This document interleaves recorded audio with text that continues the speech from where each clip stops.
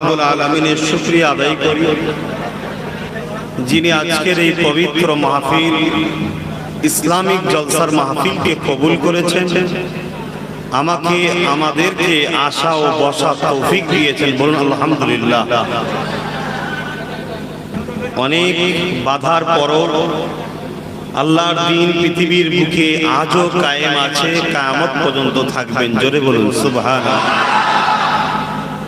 আগেও রাসূলের দ্বীনের বাধা হয়েছে, আজও বাধা হচ্ছে, কালও বাধা হবে। আগেও জান দিয়ে রাসূলের দ্বীনকে মেনেছে, আজও মানছে, কালও মানবে। পৃথিবীর বুকে দুটো দল আছে, একটা রহমানের দল, একটা হলো শয়তানের দল। শয়তানের দল কোনোদিন চায় না রহমানের দল অর্থাৎ ইসলাম প্রতিষ্ঠিত হোক। তারা সর্বসময় চাইবে আমার রাসূলের ইসলাম কি করে মুছে যাবে। আর রাসূলের ইসলাম নামাজ রোজার মধ্যে সীমাবদ্ধ নয়। রাসূলের ইসলাম টোটাল কমপ্লিট জীবন ব্যবস্থাটাই হলো রাসূলের ইসলাম। জোরে বলুন সুবহানাল্লাহ।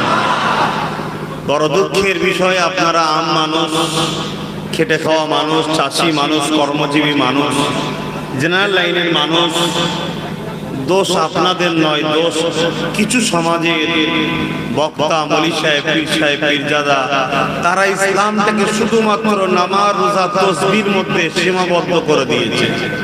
এই জন্যে আজ আমাদের সমাজে এই অশান্তি বা এই ভুল বুঝাবুঝি, শুধু শিক্ষার অভাব। যারা শিক্ষা দেয় তারা দেয়নি, শুধুমাত্র পুঁথিগত গুটিগত কথা আমাদেরকে শিখিয়েছে। তো যাক, তাই যখন আজ টোটাল কমপ্লিট ইসলামের কথা কেউ বলতে চায়, তখনই একদল অশিক্ষিত মানুষের সমস্যা হয়। আল্লাহ তাদেরকে হেদায়েত করুন, সৎ বুদ্ধি দিক, তাদের চোখকে আল্লাহ খুলে দিক, সত্যকে জানার, সত্য জ্ঞান উপলব্ধি করার তৌফিক দিক। বলুন আমিন। যদি কপাল ফাটা হয়, অপেক্ষা করুন আল্লাহর বিচারের। অবশ্যই আল্লাহর পক্ষ থেকে যারা ইসলামের বিরুদ্ধে, কোরআনের বিরুদ্ধে, রাসূলের বিরুদ্ধে, নবীর দ্বীনের বিরুদ্ধে, হকের বিরুদ্ধে, অবশ্যই তারা দুনিয়াতেও বেইজ্জতি হয়, আখিরাতে বেইজ্জতি হবে। বলুন ইনশাআল্লাহ। গতকালকে দেখছিলাম ফ্রান্সের একজন ব্যক্তি যে আমার রাসূলের শানে গুস্তাখি একটা কার্টুন তৈরি করেছিল। খোদার পক্ষ থেকে মার, বেইজ্জতি হয়েছে দুনিয়ায়, তার আখিরাত বরবাদ, জাহান্নাম। বলুন আলহামদুলিল্লাহ। আমরা খুশি, নবীর দুশমনেরা জাহান্নামে গেলে আমরা খুশি, ঠিক তো নাকি? কেন? আমরা রাসূলকে ভালোবাসি, তাই নবীর দুশমন শাস্তি পেলে আমরা খুশি হই। তাই শুকরিয়া আদায় করি সেই মহান আল্লাহ, যিনি নবীর দুশমনদের ঘরে অবশ্যই দুনিয়া আখিরাতে তাদের শাস্তি দেবে। তাই মহান স্রষ্টার প্রশংসা আদায় করে আরেকবার বলি আলহামদুলিল্লাহ। তাই আলোচনার দিকে যাব। রাস্তায় জাম এবং রাস্তা খারাপের জন্য তিনটেই টাইম ছিল, তিনটেতেই এসেছি অবশ্য আলহামদুলিল্লাহ। কিন্তু আমি চেয়েছিলাম আড়াইটে আসবো, কেন আসরের নামাজের ব্যাপার থাকে তো। তাই যাই হোক, আল্লাহ যখন মর্জি নিয়ে এসেছেন সবটাই তেনার ইচ্ছা। আমরা চেষ্টা অনেক কিছুই করব, কিন্তু তিনি যেটা চাইবেন সেটাই হবে। আউযু বিল্লাহি মিনাশ শাইতানির রাজীম।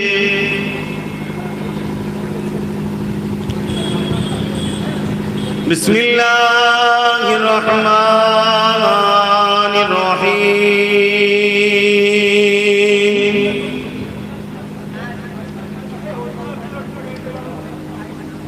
আলহামদুলিল্লাহ, আলহামদুলিল্লাহ নাহমাদুহু ওয়া নাস্তাঈনুহু ওয়া নাস্তাগফিরুহু ওয়া নু'মিনু বিহি ওয়া নাতাওয়াক্কালু আলাইহি ونعوذ بالله من شرور أنفسنا ومن سيئات أعمالنا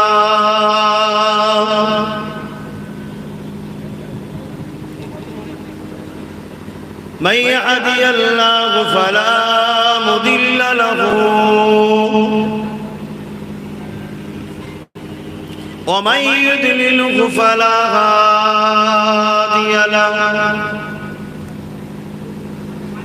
ونشهد أن لا إله إلا الله وحده لا شريك له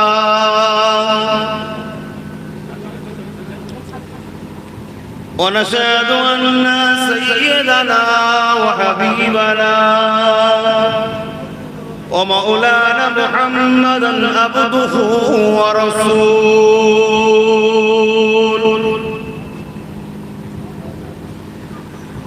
أما بعد فيا أيها الحاضرون رحمكم الله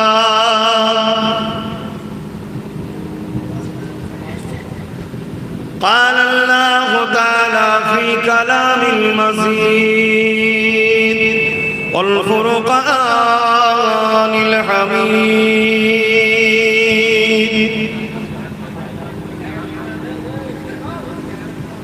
إن الله وملائكته يصلون على النبي يا أيها الذين آمنوا صلوا عليه وسلموا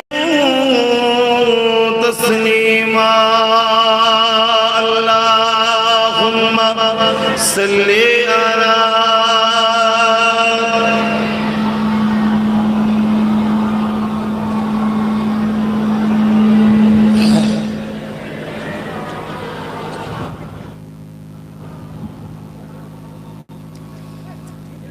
একটু মহব্বতে দরুদ পড়ে কেননা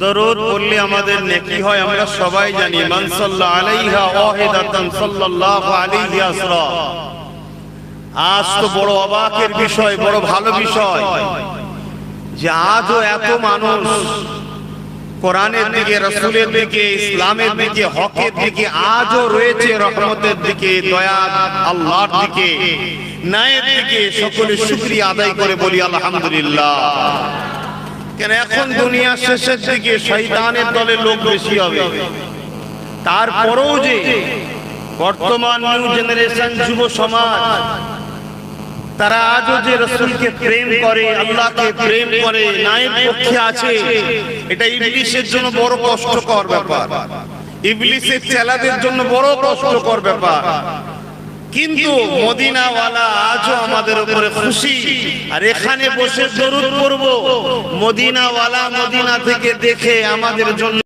কিয়ামতের দিন শাফাআত ওয়াজিব করে দেবেন জোরে বলুন সুবহানাল্লাহ কেননা আমার রাসূল বলেছেন ওয়াজাবাত লাহু শাফাআতি আমি রাসূল আমার শাফাআত ওয়াজিব হয়ে যায় যারা আমাকে মহব্বত করে আমাকে ভালোবাসে আমাকে সালাম দেয় আমার উপরে দরুদ পড়ে জোরে বলুন সুবহানাল্লাহ দুনিয়ায় চলতে গিয়ে আমাদের ঘরে বিভিন্ন কিছু করতে হয় কাজ কাম ব্যবসা বাণিজ্য বহুত কিছু কিন্তু সাথে সাথে আখিরাতের কথাটাও একটু ভাবতে হবে তাই তো নাকি গো তাই আমি এসেছি আপনাদের ভাই আপনাদের পীরের আওলাদ আপনাদের নবীর খানদানের সন্তান এই পৃথিবীতে একদল মানুষ কলেমা পড়ে হোসাইন হুজুরের বিরুদ্ধে নেগেছিল আবার একদল লোক কলেমা পড়ে হোসাইন হুজুরের প্রেমে জানও দিয়েছিল জোরে বলুন সুবহানাল্লাহ এটা দুনিয়ার প্রথম থেকে নিয়ে এইভাবে চলে আসছে আজও আসবে আজও চলছে তাহলে আজ আমরা গুটি কত মানুষ এসে বসেছি আলহামদুলিল্লাহ একটু যুব সমাজ জবান খুলে আমার রাসূলের উপর দরুদ পড়ব অসুবিধা আছে লজ্জা লাগবে কি গো লজ্জা লাগবে বিভিন্ন ধর্মের মানুষ আছে যে যা ধর্মীয় কালচার করছে যে যা ধর্মীয় গুণগান গায় যার যা ধর্মের স্লোগান দেয় যার যা ধর্মীয় স্টাইলে তারা চলে ঠিক না বে ঠিক তা আমরা আমাদের ধর্মীয় কালচার আমাদের ধর্মীয় স্টাইল আমাদের ধর্মীয় নীতি আমাদের মানতে অসুবিধা আছে নাকি একটু যুবকরা আওয়াজ দিয়ে বলো অসুবিধা আছে এই দুদিনের দুনিয়ার মায়াজালে পড়ে যেও না কেন দুনিয়া তোমাকে জাহান্নামের দিকে টানতে চাইবে আর আমার রাসূলের কদমে থাকো, তুমি বেশক আল্লাহর চির শান্তির জান্নাত পাবে। জোরে বলুন সুবহানাল্লাহ। আমাদের একটাই নেতা, সর্বকালের সর্বশ্রেষ্ঠ মহামানব হযরত মুহাম্মদ সাল্লাল্লাহু আলাইহি ওয়াসাল্লাম। তিনার উপরে মহব্বত ভরা ভালোবাসায় উচ্চ আওয়াজে দরুদ শরীফ পড়েন। আল্লাহুম্মা সাল্লি আলা ডিস্টার্ব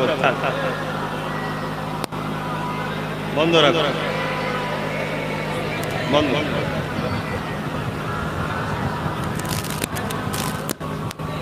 দরুদ তোমাকে হাজারো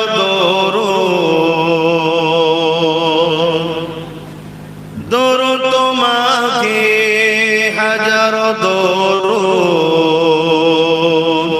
হে আমার নবী আকরাম, হে আমার নবী আকরাম, হে আমার নবী আকরাম।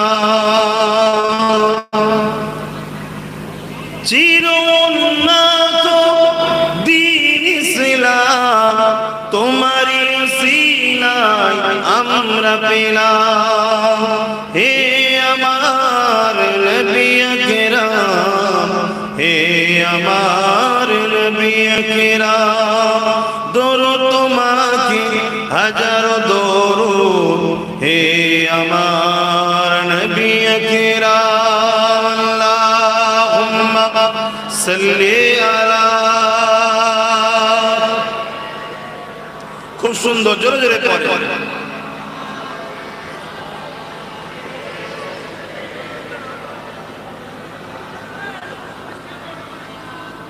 পথের নদী গতির দ্বারায় প্রবাহিত হলো তোমারি ছোঁয়া, পথের নদী গতির দ্বারায় প্রবাহিত হলো তোমারি ছোঁয়া, হে আমার নবী আকরাম, হে আমার নবী আকরাম। দরুদ তোমাকে হাজারো দরুদ, হে আমার নবী আকরাম। আল্লাহুম্মা সাল্লি আলা মাওলানা মুহাম্মদ ওয়া আলা আলিহি।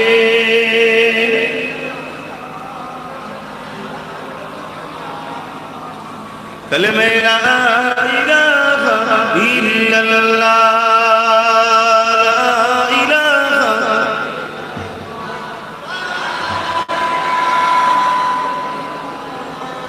আরে মাইকওয়ালা গেনটাকে কমাতে বলে, একটু গেনটা কমাও। কালেমা লা ইলাহা ইল্লাল্লাহ, লা ইলাহা।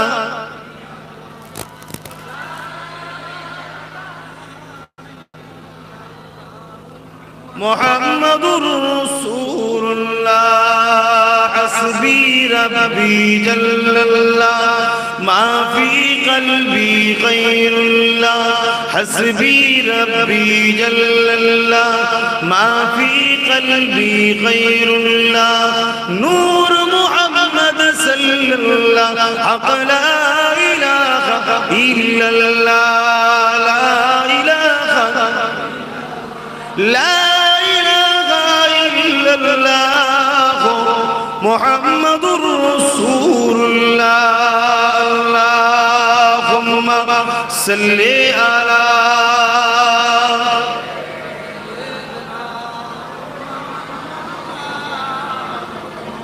ওয়া আলা আলিহি।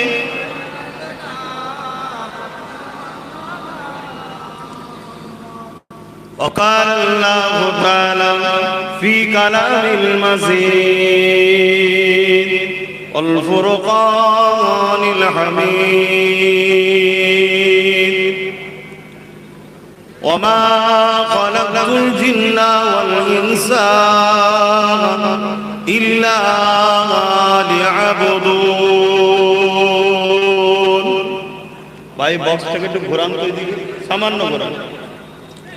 আমার আব্বাজানেরা ওই বক্সটাকে একটু ওই দিক ঘুরিয়ে দেন, ওপরেরটা শুধু, বাস বাস। আমার আব্বাজানেরা একেবারে সময় সংক্ষেপ, লম্বা চড়া ভূমিকা নয়, এসেছি আপনাদের ছেলে যুবকদের ভাই, আম্মাদেরও সন্তান, বোনেদের ভাই। আগেও আব্বাস সিদ্দিকী যেমন ছিলাম আজও আছি, ইনশাআল্লাহ মরণ পর্যন্ত তাই থাকবো। অন্যায়ের বিরুদ্ধে, ন্যায়ের পক্ষে, শয়তানের বিরুদ্ধে, শয়তানদের বিরুদ্ধে এবং রহমানের পক্ষে আগেও ছিলাম, আজও আছি, মরণ পর্যন্ত থাকবো। আল্লাহ যেন কবুল করে, বলুন আল্লাহুম্মা আমিন। অতএব এই যে দুয়ার মাহফিল, ওয়াজের মাহফিলে এসেছি, বিষয় একটাই, আমাদেরকে জানতে হবে কয়েকটা কথা। সর্বপ্রথম কথা হলো আমাদের ঘরে সৃষ্টি করলো কে। দ্বিতীয় নম্বর জানতে হবে কেন করেছে। 3 নম্বর জানতে হবে যে উদ্দেশ্যে করেছে সেই কাজ যদি না করি তাহলে আমাদের জন্য কি ব্যবস্থা আছে, আর যদি করি তাহলে কি লাভ আছে। এই 4টে কথা আমাদেরকে জানতে হবে, তাই তো নাকি? এই 4টে কথা নিয়ে সবকিছু। তাম পৃথিবীতে লিল্লাহি মা ফিস সামাওয়াতি ওয়া মা ফিল আরদ, জমিন আসমানে যা কিছু আছে সব কিছুর একজন মালিক, তিনি কে? আর চিৎকার দিয়ে বলুন কে? বিশেষ করে যুবকগণকে বলছি, চিৎকার দিয়ে বলুন কে? সেই আল্লাহ যিনি আমাদেরকে সৃষ্টি করেছেন, ঠিক তো নাকি? আমাদের স্রষ্টা কে? আরো জোরে বলুন কে? আল্লাহ। কত সুন্দর করে আমাকে বানালেন, আপনাদেরকে বানালেন, এবং কায়নাতে যা কিছু আছে, গাছপালা, আসমান জমিন, পাহাড় পর্বত, মাছ, খাদ্য শস্য, পাখি পক্ষী, সব কিছু তিনি বানিয়েছেন। সব কিছুর মধ্যে শ্রেষ্ঠ করেছে মানুষকে। কাকে শ্রেষ্ঠ করেছে? আর সব থেকে নিকৃষ্ট করেছে কাকে? এটা একটু বলবেন না? মানুষকে। শ্রেষ্ঠকে যিনি সৃষ্টির উদ্দেশ্য অনুযায়ী চলে সে হলো শ্রেষ্ঠ, আর যে উদ্দেশ্য ছাড়া চলে সে হলো নিকৃষ্ট। তাহলে আমাদেরকে সৃষ্টি করেছে কেন? তার জন্য তিনি জানিয়ে দিয়েছেন ইল্লা লিয়াবুদুন, শুধুমাত্র আল্লাহর দাসত্ব করার জন্য আল্লাহ বানিয়েছে। জোরে বলুন সুবহানাল্লাহ। এবারে আমাদেরকে জানতে হবে আল্লাহ দাসত্বটা কি। আল্লাহ দাসত্বটা হলো, এক কথাই উত্তর দিচ্ছি, মা আতাকুমুর রাসূল ফাখুযুহু ওয়া মা নাহাকুম আনহু ফান্তাহু। শুনছেন বাপ ভাইরা? দূরে মা বোনেরা মন দিয়ে শুনুন, কেন নিঃশ্বাসের কোনো বিশ্বাস নাই। আল্লাহ ডাক আসবে, এক্ষুনি চলে যেতে হবে। এই দুনিয়ার বিচারটা বিচার নয়। এই দুনিয়ায় পয়সা থাকলে খুন করেও ইজ্জতের সিংহাসনে বসা যায়, আর এই দুনিয়ায় পয়সা না থাকলেও ভালো হওয়ার পরও বেইজ্জতির অপদস্থ হতে হয়। এই দুনিয়ায় কোনো বিচার ইনসাফের ব্যাপার নয়। বিচারের জায়গা হলো ময়দানে মাহশর, যেটা একটা নির্দিষ্ট দিন মহান স্রষ্টা করে রেখেছে। সেই দিন মহান স্রষ্টা বিচার নেবে সবার কাছে। জমিন কার? একটু সারা দেবেন। আসমান কার? আমি আপনি কার? এ কায়নাত কার? অতএব এই কায়নাতে কার দাসত্ব করেছো আর কার হুকুম মেনে চলেছো, কার গুণগান দিয়েছো, কার পক্ষে ঘুরেছো, কার দামান ধরে ঘুরেছো, কার ঝান্ডা ধরে ঘুরেছো, সব হিসাব কিয়ামতের দিন আল্লাহ নেবে না? নেবে না? অবশ্যই নেবে, আমি বলছি না। আল্লাহ খোদ কোরআনে জানাচ্ছে, ইয়া আইয়ুহাল্লাযীনা আমানু হে বিশ্বাসী ইমানদারেরা, অকুনু মা'আস সাদিকিন, আমানুত্তাকুল্লাহ, তোমরা আল্লাহকে ভয় করো, আর অকুনু মা'আস সাদিকিন, এবং সত্যবাদীদের অনুসরণ করো। কাদের অনুসরণ করতে বলেছে? সত্যবাদী, খোদাভীরু, নেককার, ভালো মানুষ, চরিত্রওয়ালা ভালো মানুষদের অনুসরণ করতে বলেছে। চোরেদের অনুসরণ করার কথা কোরআনে নিষেধ আছে। মাতাল, জেনাখোর, গেঁজাখোর, হারামখোর, গাদ্দার, চিটিংবাজ, ধাপ্পাবাজ, প্রতারণাকারী, এদের সহবতে উঠা বসা করা কোরআনের হুকুম অনুযায়ী হারাম। আমি বলিনি, আমার আল্লাহ বলছে। আপনাদের পাঠিয়েছে ইল্লা লিয়াবুদুন, শুধুমাত্র তিনার দাসত্ব করার জন্য। তিনার দাসত্বটা কি জানা দরকার আছে। এক কথায় এই দাসত্বটা জানাবে বলে যুগে যুগে নবী, রাসূল, পয়গম্বর পাঠিয়েছে, আর আসমানি কিতাব পাঠিয়েছে। মানুষ হয়ে গেছে অনেক বেশি, আর জায়গাটা হয়ে গেছে ছোট। বুঝতে পেরেছেন? আর এত কানের কাছে কথা হচ্ছে বলে আমার মন চনমন করছে, আলোচনা ঠিক হচ্ছে না। বুঝে সুঝে কথা বলতে হবে, কেননা আমার উপরে সবার নজর রয়েছে, ঠিক না বেঠি? আল্লাহ শকর, কোটি কোটি শুকরিয়া আল্লাহ। যারা সুবিধা পাচ্ছ মনে রেখে দিও, যারা মার খেয়েছে তাদের ওসিলাতে সুবিধা পাচ্ছ। এরকম সুবিধা কখনো তোমরা পাওনি, অতএব আমাদেরকে ভুলে যেও না সুবিধা পেয়ে, তাহলে গাদ্দারি করা হবে, ঠিক না বেঠি?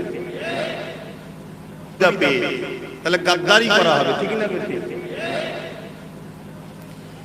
এ নওজওয়ানেরা, এ নবী পাকের প্রেমিকেরা, দুদিনে ময়ায় পড়ে আখিরাতকে ভুলে গেলে হবে না।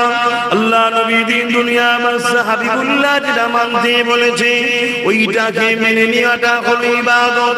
রাসূল যেটাকে নিষেধ করেছে ওইটাকে ছেড়ে দেওয়া হলো ইবাদত। মা তাকুমুর রাসূল ফাখুযুহু ওয়া মা নাহাকুম আনহু ফান্তাহু। রাসূলের আদেশকে মেনে নাও, নবী নিষেধকে ছেড়ে দাও। নবী যেটা আদেশ করেছে ওইটাকে মেনে নেওয়াটা হলো ইবাদত। নবী যেটাকে নিষেধ করেছে ওইটাকে ছেড়ে দেওয়া হলো ইবাদত। এই যুবকেরা, আপনারা তরুণেরা, এর বিখিলাফ যদি চলি তাহলে আল্লাহ পাকের দাসত্ব হলো না, পরকালের জমিনটা আমাদের জন্য কঠিন হবে। এখানটা আসা বন্ধ করো।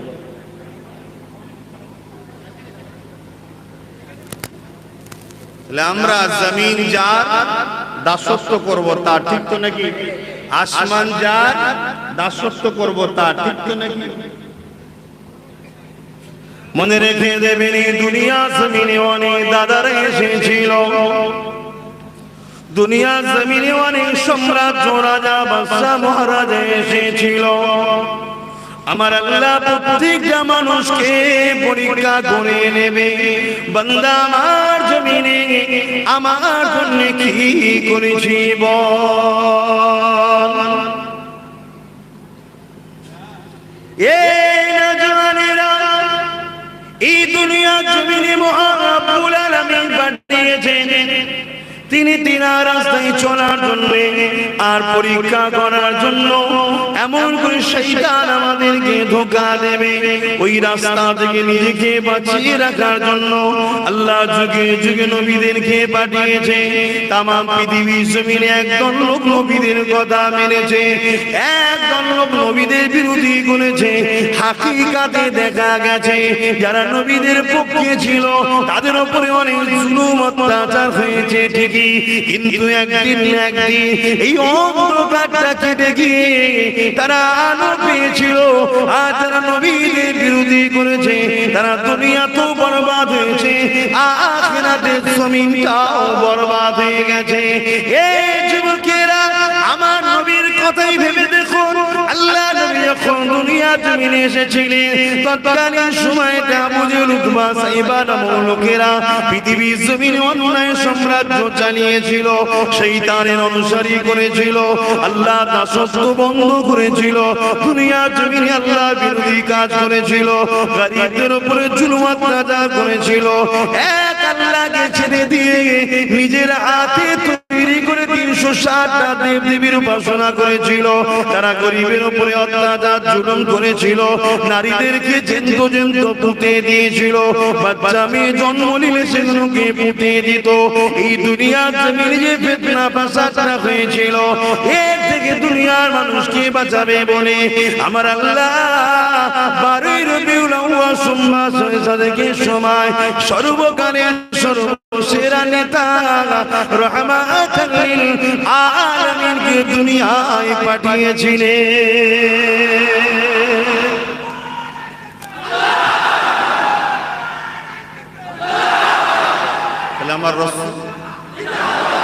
আমার রাসূল তাহলে এসেছিলেন, কারণটা কি? আল্লাহর সৃষ্টিগুলোকে জালিমদের হাত থেকে বাঁচাবে বলে, আর আল্লাহ দাসত্বর রাস্তা দেখাবে বলে, তাই তো নাকি? তাহলে বক্তাদের উচিত শুধু দাসত্বর রাস্তা দেখালে হবে না, জালিমদের হাত থেকে নিরীহ মানুষকে বাঁচাবারও আলোচনা করতে হবে, তাই তো নাকি? কিন্তু আলোচনা হচ্ছে কোথায়? এখন তো শুধু কেসটা কাহিনী বলে যে কোন রকম তালি দিয়ে চলে যাওয়া হচ্ছে। এ দুনিয়া তোমাকে পছন্দ করো চাই না করো, আমার আল্লাহ তোমাকে যদি পছন্দ করে নাই, নবী যদি পছন্দ করে নাই, দুনিয়াকে কি বললো দেখা দরকার নাই, অবশ্যই আখিরাত তোমার কামিয়াবি হয়ে যাবে। এই যুবকেরা ইতিহাস খুলে দেখো, আমার নবী পাক যখন এসে বলেছিল, হে আবু জিল উতবা সাইবা, নারীদের অধিকার দাও, বাচ্চা কোনকে জেন্ত পুঁতে দিও না, বাচ্চা কোনকে হত্যা করে দিও না, মানুষের উপরে জুলুম করো না, কৃতদাসতাকে বন্ধ করে দাও, মানুষ তার মেহনত করার পরে গায়ের ঘাম শুকোবার আগে তার পারিশ্রমটা দিয়ে দাও। ছোট বড় বলে কেউ নাই, মানুষ সবাই সমান, এক আল্লাহ যারা কারো দাসত্ব করো না।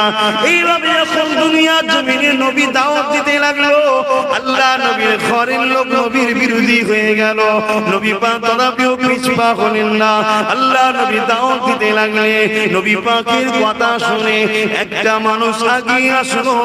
ওই মানুষটা অন্য কেউ নয়, মুজাদ্দিদ জামান দাদা হুজুর পীর কেবলার বংশধর সিদ্দিক আকবর রাসূলুল্লাহ শ্বশুর হযরত আবু বকর সিদ্দিক, আমার নবীর প্রথম সাহাবী। তিনি নবী পাকের হাতে হাত দিয়ে ঈমানের নূরের কলেমা পড়ে নবী পাকের সৈনিক হয়ে দাঁড়িয়ে গেলেন। একটা সবে তামাম পৃথিবীতে অত্যাচার হচ্ছে, অত্যাচারের শেষ নেই। মা পর্যন্ত ছেলের কাছে রেহাই পেত না, বাপের হাত থেকে মেয়ে রেহাই পেত না, ধনীদের হাত থেকে গরিবরা রেহাই পেত না, মানুষ বাজারে বিক্রি হতো। এইরকম অশান্তির দাবানল চলছিল। আমার রাসূল এসে নামাজের দাওয়াত দেয়নি, রোজা দাওয়াত দেয়নি, প্রথম জালিম জুলুম বন্ধ করে আল্লাহর জমিনে শান্তির মেসেজ দিয়েছে। জোরে বলুন সুবহানাল্লাহ। আল্লাহ নবী আবু বকরকে নিয়ে কাবার পাশে দাঁড়িয়ে গেল। এ আবু বকর, আমার কথা কেউ মানতে চাই না। এ আবু বকর, তুমি আমাকে মেনেছো, তুমি আল্লাহ কাবায় আমার পাশে দাঁড়িয়ে যাও, মক্কার মানুষদের ঘরে একটু পূজাও। আল্লাহ নবীর পাশে কাবার পাশে দাঁড়িয়ে গেলে, দ্বিতীয় রাসূলের পাশে দাঁড়িয়ে গিয়ে দাওয়াতটা দিতে লাগলে। আল্লাহ নবীর সাহাবী আবু বকর সিদ্দিক এলাকার মানুষকে ডাক দিলে, এক দুটো তিনটে করে এলাকার মানুষ দলে দলে দলে দলে এগিয়ে আসতে লাগলো। আবু বকর সিদ্দিককে সবাই প্রথম থেকেই ভালোবাসতো, কেন উনি খুব ভদ্র, নম্র, শান্তপ্রিয় মানুষ ছিলেন। আবু বকর যখন সবাইকে ডাকছে, সবাই এসে হাজির, কাবার পাশে এসে দাঁড়িয়ে গেছে। হযরত আবু বকর সিদ্দিক ডেকে বলছে, আমার এলাকার মানুষ তোমরা তো আমাকে চেনো। সবাই বললো হ্যাঁ তুমি খুব ভালো ছেলে, কখনো ঝগড়া টগড়ায় থাকো না, মদ খাও না, শরাব পান করো না, অবৈধ নারীদের সঙ্গে সম্পর্ক করো না, কোনো মানুষকে জুলুম করো না, তুমি খুব ভালো ছেলে। তখন আবু বকর সিদ্দিক বলল তাহলে আমার কথা মেনে নাও, ইনি হলেন আব্দুল্লাহর বেটা, কিন্তু ইনি মুহাম্মদুর রাসূলুল্লাহ, ইনাকে মেনে নাও এবং ইনি যেটা বলছে সেটাকে তোমরা মেনে নাও। আশহাদু আল্লা ইলাহা ইল্লাল্লাহ ওয়া আশহাদু আন্না মুহাম্মাদান আবদুহু ওয়া রাসূল বলে কলেমা পড়ে আমি ইসলামের মধ্যে নবীর হাতে হাত দিয়েছি, তোমরাও বায়াত হয়ে যাও। জোরে বলুন সুবহানাল্লাহ। এই কথাটা যেই বলল, মক্কা তো মরুভূমি এলাকা, পাথর এলাকা, পাথর নিয়ে সিদ্দিক আকবরকে ছুঁড়ছে। ভেবে দেখো একটা মানুষকে যদি চতুর্দিক দিয়ে পাথর মারে, তার শরীরে যেখানে লাগছে ছিটছিরি দিয়ে রক্ত বেরোতে লেগেছে।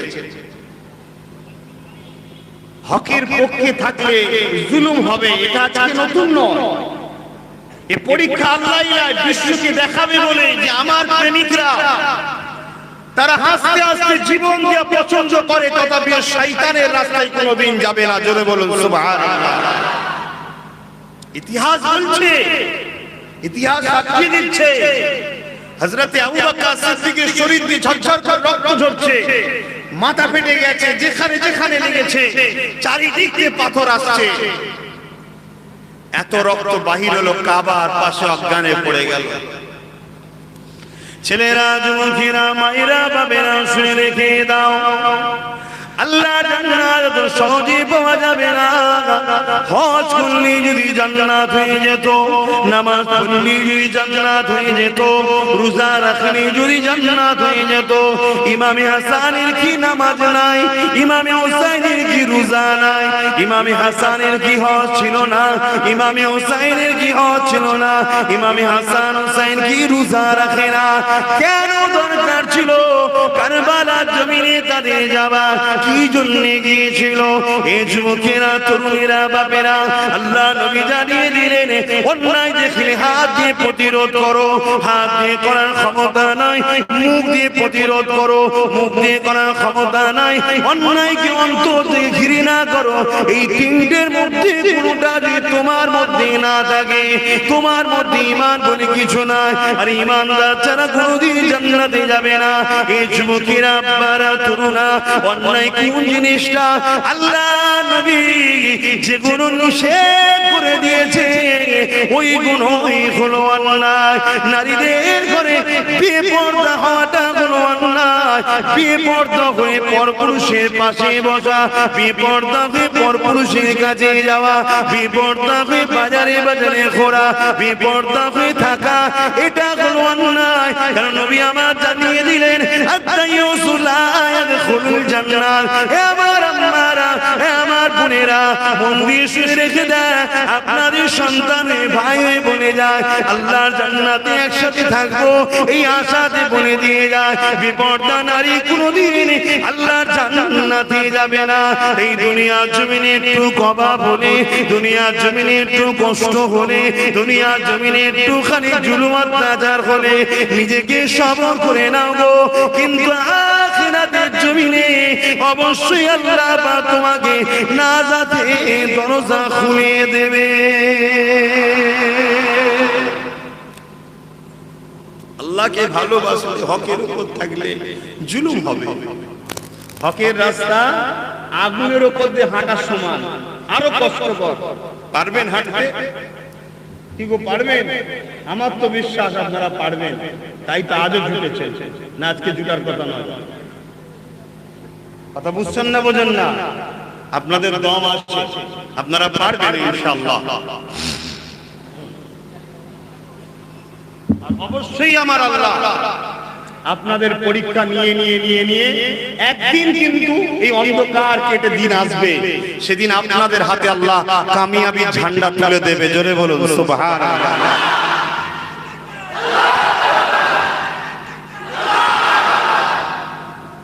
এটা আমার ঈমানের কথা বলে যাচ্ছে, আমার বিশ্বাসের কথা বলছি।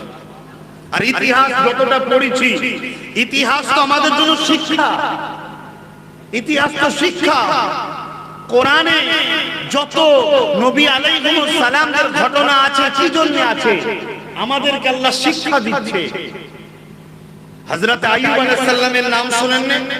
14 বা 18 বছর তিনাকে আল্লাহ বিমার দিয়েছিলেন, এত বিমার যে গায়ে পোকা ধরে গিয়েছিল, গায়ে পোকা ধরেছিল।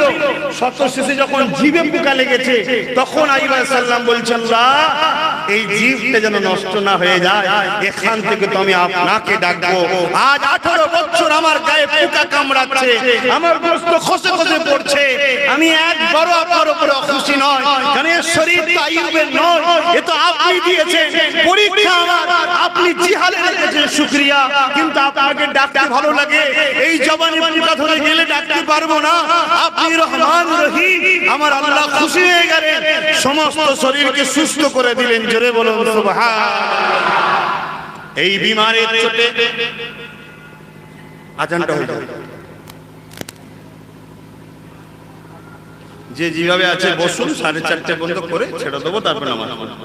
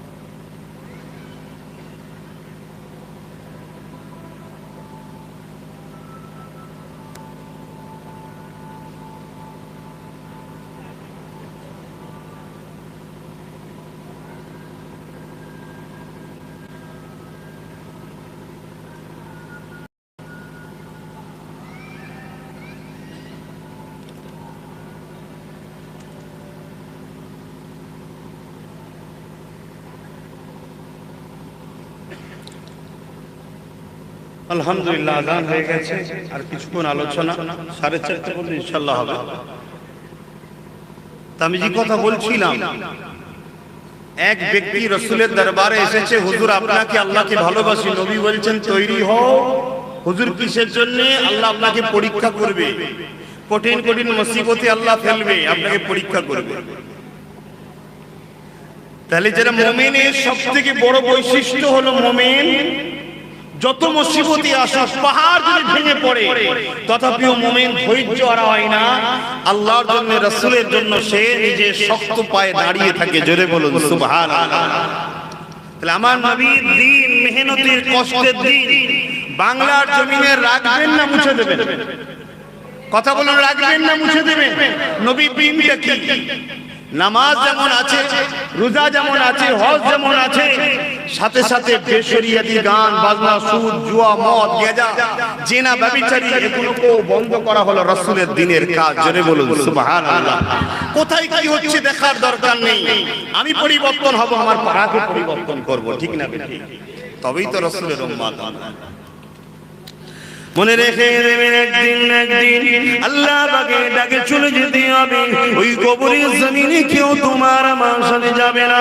ওই কবরের জমিনে দুনিয়া জমিনে আল্লাহ দাসত্ব করে যেতে পারো, নাই প্রতিষ্ঠিত করে যেতে পারো, আমার আল্লাহ যাতে রাজি সেই রাস্তায় চলে যেতে পারো, তাহলে কবরের জমিনে আল্লাহ নবী চলে আসবে, তোমার জন্য কোনো চিন্তা থাকবে না।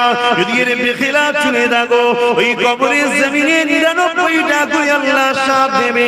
ওই দিনে তোমার আমার কি হবে উপায়? এই যুবকেরা কোরআনের কথা বলি শুনে রেখে দাও। আল্লাহ নবী দুনিয়া বাসাবিবুল্লাহ দুনিয়ার মানুষকে শিক্ষা দিয়ে গেছে, এই দুনিয়া মানুষেরা ন্যায়ের পক্ষে হলো রহমতের রাস্তা, অন্যায়ের পক্ষে হলো শয়তানের রাস্তা। আমি রাসূলুল্লাহ আল্লাহর রাস্তায় চলেছি। আমি যখন মানুষকে দাওয়াত দিয়েছি, বাবারা তোমরা জুলুম করো না বাবা, তোমরা নারীদেরকে অত্যাচার করো না বাবা, তোমরা নারীদেরকে জেন্তু পুঁতে দিও না বাবা, এমন করে গরিবের সম্পদকে লুট করে নিও না বাবা। ওই সময় মক্কা কাফেররা আমার উপরও অনেক জুলুম করেছে। সিদ্দিক আকবর যখন যে কথা বলছিলাম, রাসূলুল্লাহর পাশে দাঁড়িয়ে গেলেন, আল্লাহ নবীর পাশে দাঁড়িয়ে গিয়ে যখন দাওয়াত দিতে লাগলো মক্কা মানুষেরা, ইনি হলেন মুহাম্মদ রাসূল, ইনাকে মেনে নাও। তারা বড় বড় পাথর ছুঁড়ে আল্লাহ নবীর সাহাবাকে তোমারা মেরেছিল, শরীরে রক্ত ঝরে ঝরে কাবার পাশে অজ্ঞান হয়ে পড়ে গিয়েছিল। এই যুবকেরা সামান্য জালিমদের অত্যাচারে মন ভেঙে দিও না। যে রাস্তায় আল্লাহ তোমাকে দাঁড় করিয়েছে ওই রাস্তা ছেড়ে দিও না। সূর্য অবশ্যই একদিন উঠবে, অন্ধকার অবশ্যই একদিন কাটবে। ইতিহাস বলি মিলিয়ে নাও, সেদিন বেঈমানের দলেরা, সেদিন সন্ত্রাসের দলেরা, সেদিন জালিমের দলেরা, সেদিন শয়তানের দলের লোকেরা আমার নবীকেও মেরেছিল গো। আল্লাহ নবীর শরীর দিয়া রক্ত ঝরেছিল, নবী পাক কাবার জমিনে অচৈতন্য হয়ে পড়ে গিয়েছিল। চিন্তা করে দেখো, আল্লাহ দোস্ত কাবার জমিনে অজ্ঞান হয়ে পড়ে রয়েছে, তোমার আমার পরীক্ষা হবে না এটা ভেবো না গো। আল্লাহর হয়ে কাজ করছো, রাসূলের হয়ে কাজ করছো, হকের জন্য কাজ করছো, অবশ্যই পরিশ্রম আল্লাহ দেবে। তার আগে কিছু পরীক্ষা করে নেবে। হযরত আবু বকর সিদ্দিক একদিকে অজ্ঞানে পড়ে আছে, আমার রাসূলুল্লাহ একদিকে অজ্ঞানে পড়ে আছে। কে কাকে দেখবে? একটাই মানুষ দেখার ছিল, সেও তো অজ্ঞানে পড়ে আছে। তামিল বলে একটা গোত্র রয়েছে, ওই গোত্রের মানুষরা ওখান দিয়ে যাচ্ছিল, আবু বকর সিদ্দিককে তুলে ঘরে পৌঁছে দিয়েছিল। আরে বাবারা, এতিম সেই নবীকে কেউ উঠালো না। এতিম সেই নবী আল্লাহর দ্বীনকে কায়েম করতে গিয়ে এই জমিনের উপর রক্তাক্ত হয়ে পড়েছিল। এ নবীর উম্মতেরা, আল্লাহর দ্বীনকে কায়েম করতে গিয়ে তোমার আমার রক্তাক্ত হতেই তো হবে।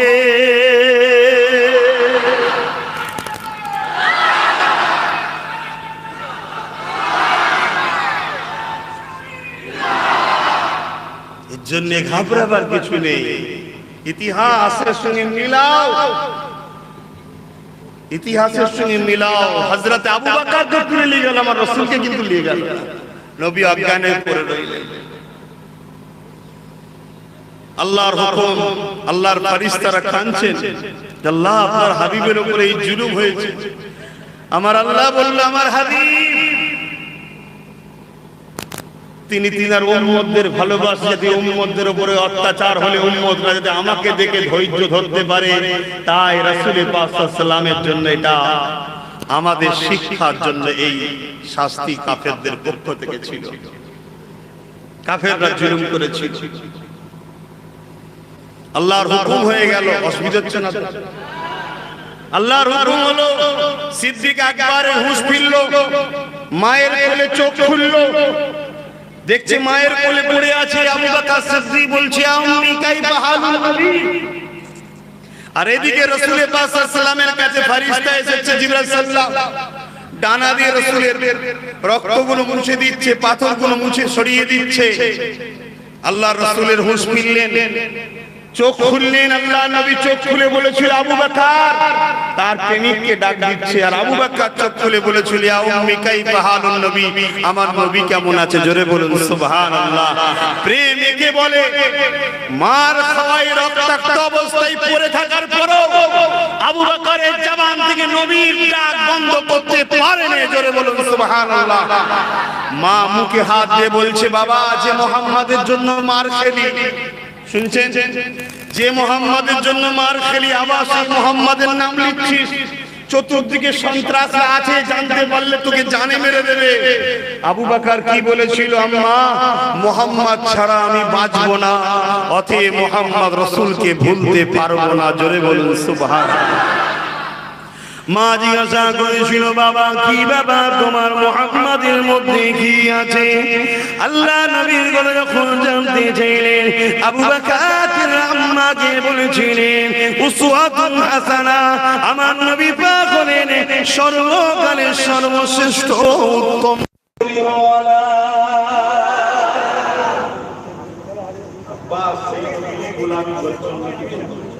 তোমার বুঝতে অসুবিধা হতে পারে।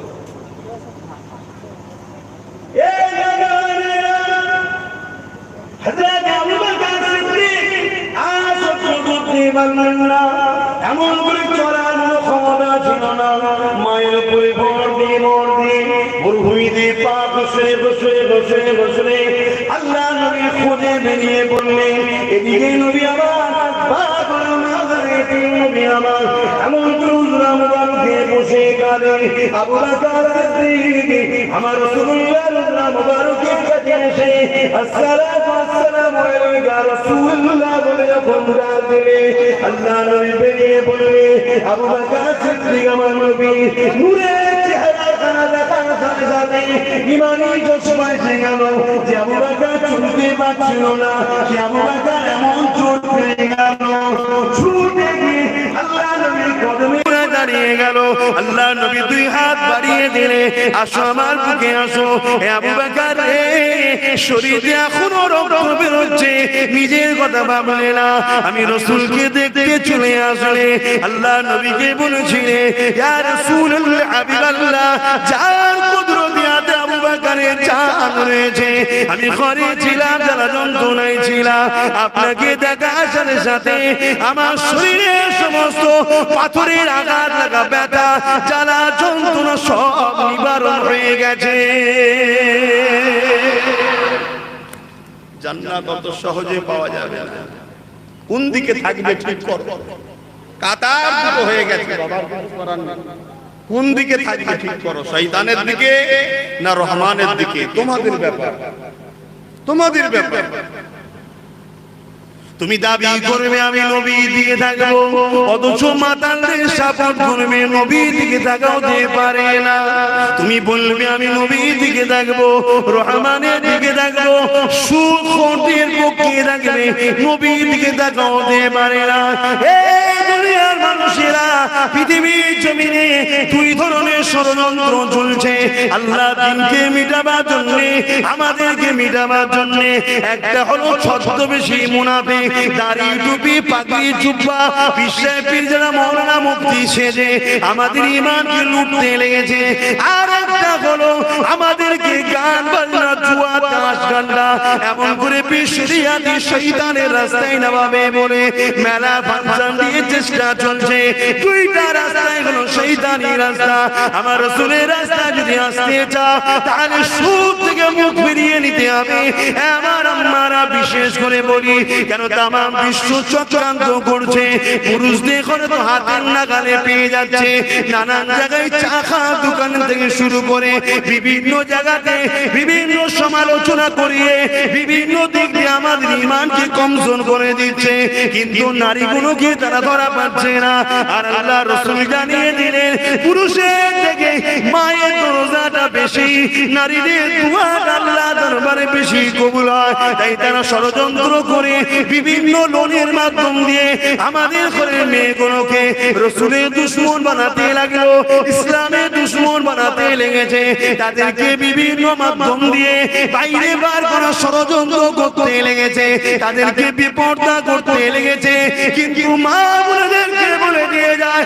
আমার রাসূলুল্লাহ সংসারের কথা একটু দেখো, আমার নবী পাক যাকে আল্লাহ দোনো জাহানের বাদশাহী করেছে, তার মেয়ের যখন বিবাহ দেবে আল্লাহ নবী দেখলো না কে ধনী কে বড় লোক, ওটা দেখলো না।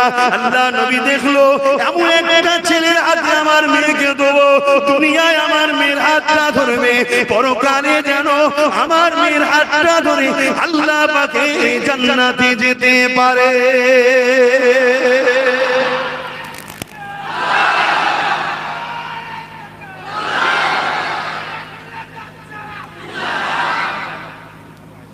আমার বাপ ভাইরাও বলতে গেলে সময় চলে যাবে। আমার বাপ ভাইরা, আম্মা বোনেরা, হয়তো মা বোনেরা ভাববে যে আমরা কি করছি না করছি তোমাকে জ্ঞান দিতে হবে, মাফ করবেন আমি জ্ঞান দিচ্ছি না। তোমাকে যিনি সৃষ্টি করেছে তার কথা তোমায় শুনতে হবে নাকি? তার কথা শুনতে হবে। আজ যদি আল্লাহ তোমায় অন্ধ করতো, কানা করতো, বুবা করতো, ল্যাংড়া করতো, হুবাহু সব আছে, চোখ আছে, হাত আছে, কান আছে, পুরো সুস্থ শরীর, অনেক লোক আছে মুখে কথা বলতে পারে না, আল্লাহ তার শক্তি দেয় নাই, পুরো শরীর নিখিল কিন্তু চোখে দেখতে পাই না, আছে না নাই?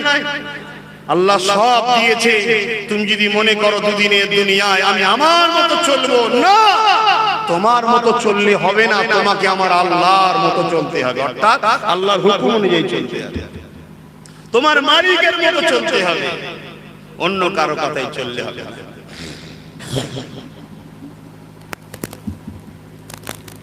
আজকে বিরাট পরিকল্পনা চলছে, বিশ্ব জুড়ে চলছে এটা, মুসলিম নারীগুলোকে বাইরে বার করাবা, বেপরদা করাবা, ষড়যন্ত্র চলছে, বিভিন্ন সময় বিভিন্ন বাহানা দিয়ে জোর করে আমাদের ঘরের মেয়েগুলোকে বার করা হচ্ছে, না বেরোলে হুমকি দেওয়া হচ্ছে, না বেরোলে ভয় দেখানো হচ্ছে, না বেরোলে সুযোগ সুবিধা দেওয়া হবে না বলছে, নানা রকম ভাবে আমাদেরকে ডিস্টার্ব করছে।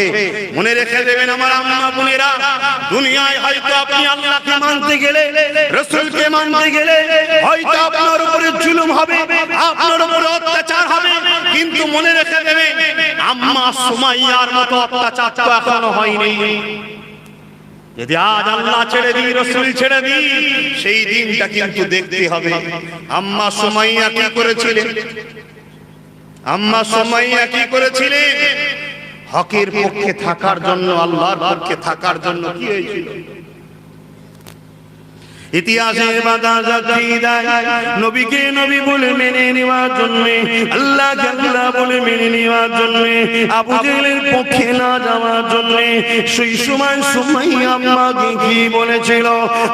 বলেছিল সুমাইয়া, মুহাম্মাদের দলে গেলে হবে না, রহমানের দলে গেলে হবে না, আমাদের দলে আসতে হবে, নাই তোমার উপরে জুলুম হবে, অত্যাচার হবে। এই যুবকেরা, আজ তোমাদেরকে বিবেচনা করতে হবে কে রহমানের দিকে আছে, কে শয়তানের দিকে আছে, তোমাকে ঠিক করতে হবে। আজ শয়তানের দিকে লোকেরা বলতে পারে যে রহমানের দিকে গেলে তোমার হবে না, তোমার উপরে জুলুম হবে, অত্যাচার হবে। আম্মা সুমাইয়া তো বলেছিল, এ সুমাইয়া রে, যদি আমাদের দলে না আসো তোমার উপরে জুলুম অত্যাচার হবে। আম্মা সুমাইয়া বলেছিলেন, যতই জুলুম অত্যাচার করো না কেন, আমি আল্লাহ নবীকে ছাড়বো না। আম্মা সুমাইয়ার উপরে কি জুলুম হয়েছিল, এ মায়েরা বেবিরা শুনে রেখে দাও। আম্মা সুমাইয়ার পায়ে দড়ি বেঁধে দিয়ে, ঘোড়ার পায়ে দড়ি বেঁধে দিয়েছিল, ওই ঘোড়াটা ছুটতে লেগেছে, আর মরুভূমির গরম বালির উপরে আম্মা সুমাইয়াকে অন্ত উলঙ্গ করে শুইয়ে দিয়েছে, বুকে বাড়ি বাঁধন চাপিয়ে দিয়েছে, এইভাবে জমিনের উপরে খিচড়ে খিচড়ে খিচড়ে খিচড়ে নিয়ে যায়। তোমার আমার আম্মা সুমাইয়ার কোমর থেকে চামড়াটা ছিঁড়ে ছিঁড়ে গুঁটোতে গুঁটোতে কাঠের কাছে জমে গেছে, গরম বালিতে দাঁড়ানো যায় না, সেখানে চামড়া উঠে গেছে, রক্ত বেরিয়ে গেছে, গোশত বেরিয়ে গেছে, পাথরের কোনা গুলো ঢুকে ঢুকে গেছে। গরম বালিতে এইভাবে চিৎ করে শুইয়ে দিয়ে বলেছিল সুমাইয়া এখনো জানটা রয়েছে, এখনো সময়টা আছে, তুই শয়তানের দিকে চলে আয়, আবু জেহেলের দিকে চলে আয়, রহমানের দল ছেড়ে দে, মুহাম্মাদের দিকে ছেড়ে দে, গান বাজনার দিকে চলে আয়, জিনা ব্যভিচারের দিকে চলে আয়, মদে চলে আয়, জুয়ায় চলে আয়, জুলুম অত্যাচারে চলে আয়, গরিবের ঘরে লুটা দিয়ে চলে আয়। আম্মা সুমাইয়া এইরকম কষ্টের জমিনে শুয়ে শুয়ে বুকে ভারী পাথর নিয়ে নিঃশ্বাস নিতে পারছে না। তবে বলেছিল আবু জেহেল রে আমার শরীরের উপরে তোর জোর চলবে, কিন্তু যে জায়গাতে আমার আল্লাহ আল্লাহ রাসূলকে বসিয়ে দিয়েছি ওই জায়গা থেকে কোনো শক্তি কোনো ক্ষমতা আমাকে বার করতে পারবে না। ভাবুন, বিবেচনা তো আপনাদের হাতে। আগেও কখনো কাউকে জোর করে ডাকিনি, আজও কাউকে ডাকবো না। আগেও বলেছে আসো, শয়তানদের রাস্তা ছাড়ো, শয়তানের দল ছাড়ো, শয়তানদের অনুসরণ ছাড়ো, গান বাজনা যাত্রা সিনেমা থিয়েটার যারা করে, মেলা ফাংশন করে, মদের আড্ডা তৈরি করে, এদেরকে ছাড়ো, আসো রহমানের দিকে। আগেও বলেছি, আজও বলছি, কাউকে জোর করে আগেও ডাকিনি, আজও ডাকছি না। যদি দম থেকে প্রকাশ্য আসো, দম থেকে গোপনও থাকো, দিলে দিলে কাজ করো। কি করছে ভাইজান বাবাজি ফলো রাখো, সময় মতো কাজ করে করে বেরিয়ে যাও। কিয়ামতের দিন ইনশাআল্লাহ জান্নাতে দেখা হবে। জোরে বলুন সুবহানাল্লাহ। আর যদি মনে হয় আব্বাস শয়তানের দলে আছে, তাহলে যার সঙ্গে দুশ্মনী চলছে তাদের সঙ্গে মনে হয় রহমানের দিকে আসতে বেশি করে যাও, কোনো অসুবিধা নেই।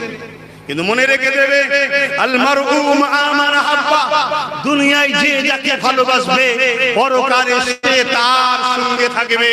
মাতালের সঙ্গে থেকে নবীর শাফাত পাওয়ার আশা করলে হয় না। সুদখোরের সঙ্গে দুনিয়ায় থাকবো, সুদখোরকে দাবিদারি করব, সুদখোরের পিছনে ঘুরব, সুদখোরের হাতকে শক্তিশালী করব। যারা আমার মুস্তাফা দ্বীনকে মিটাতে চাইছে, যারা গান বাজনা প্রতিষ্ঠিত করতে চাইছে, তাদের হাতকে দুনিয়ায় শক্তি করে আর পরকালে নবীর শাফাত পাবো। আল্লাহর কসম যুবকদের বলে দিয়ে যায়, সেদিন কিন্তু পস্তাতে হবে, সেদিন কোনো দিশে খুঁজে পাবে না। হয়তো ভাবছো সেদিন দেখে নেব, দেখার কিছু নেই আমার যুবকরা, দেখার কিছু নাই। চুলের থেকেও সরু, হিরের থেকেও ধার, এই পুল সিরাত পার করে তোমাকে জান্নাত যেতে হবে। যদি তুমি মুস্তাফা ওয়ালার গোলাম হও, মুস্তাফা ওয়ালার প্রেমিক হও, তুমি যদি গরীব প্রেমিক হও, আল্লাহর সৃষ্টির প্রেমিক হও, অবশ্যই আমার আল্লাহ তোমাকে চোখের পালক ফেলার আগে এই পুল সিরাত পার করিয়ে জান্নাতে দেবে। জোরে বলুন সুবহানাল্লাহ।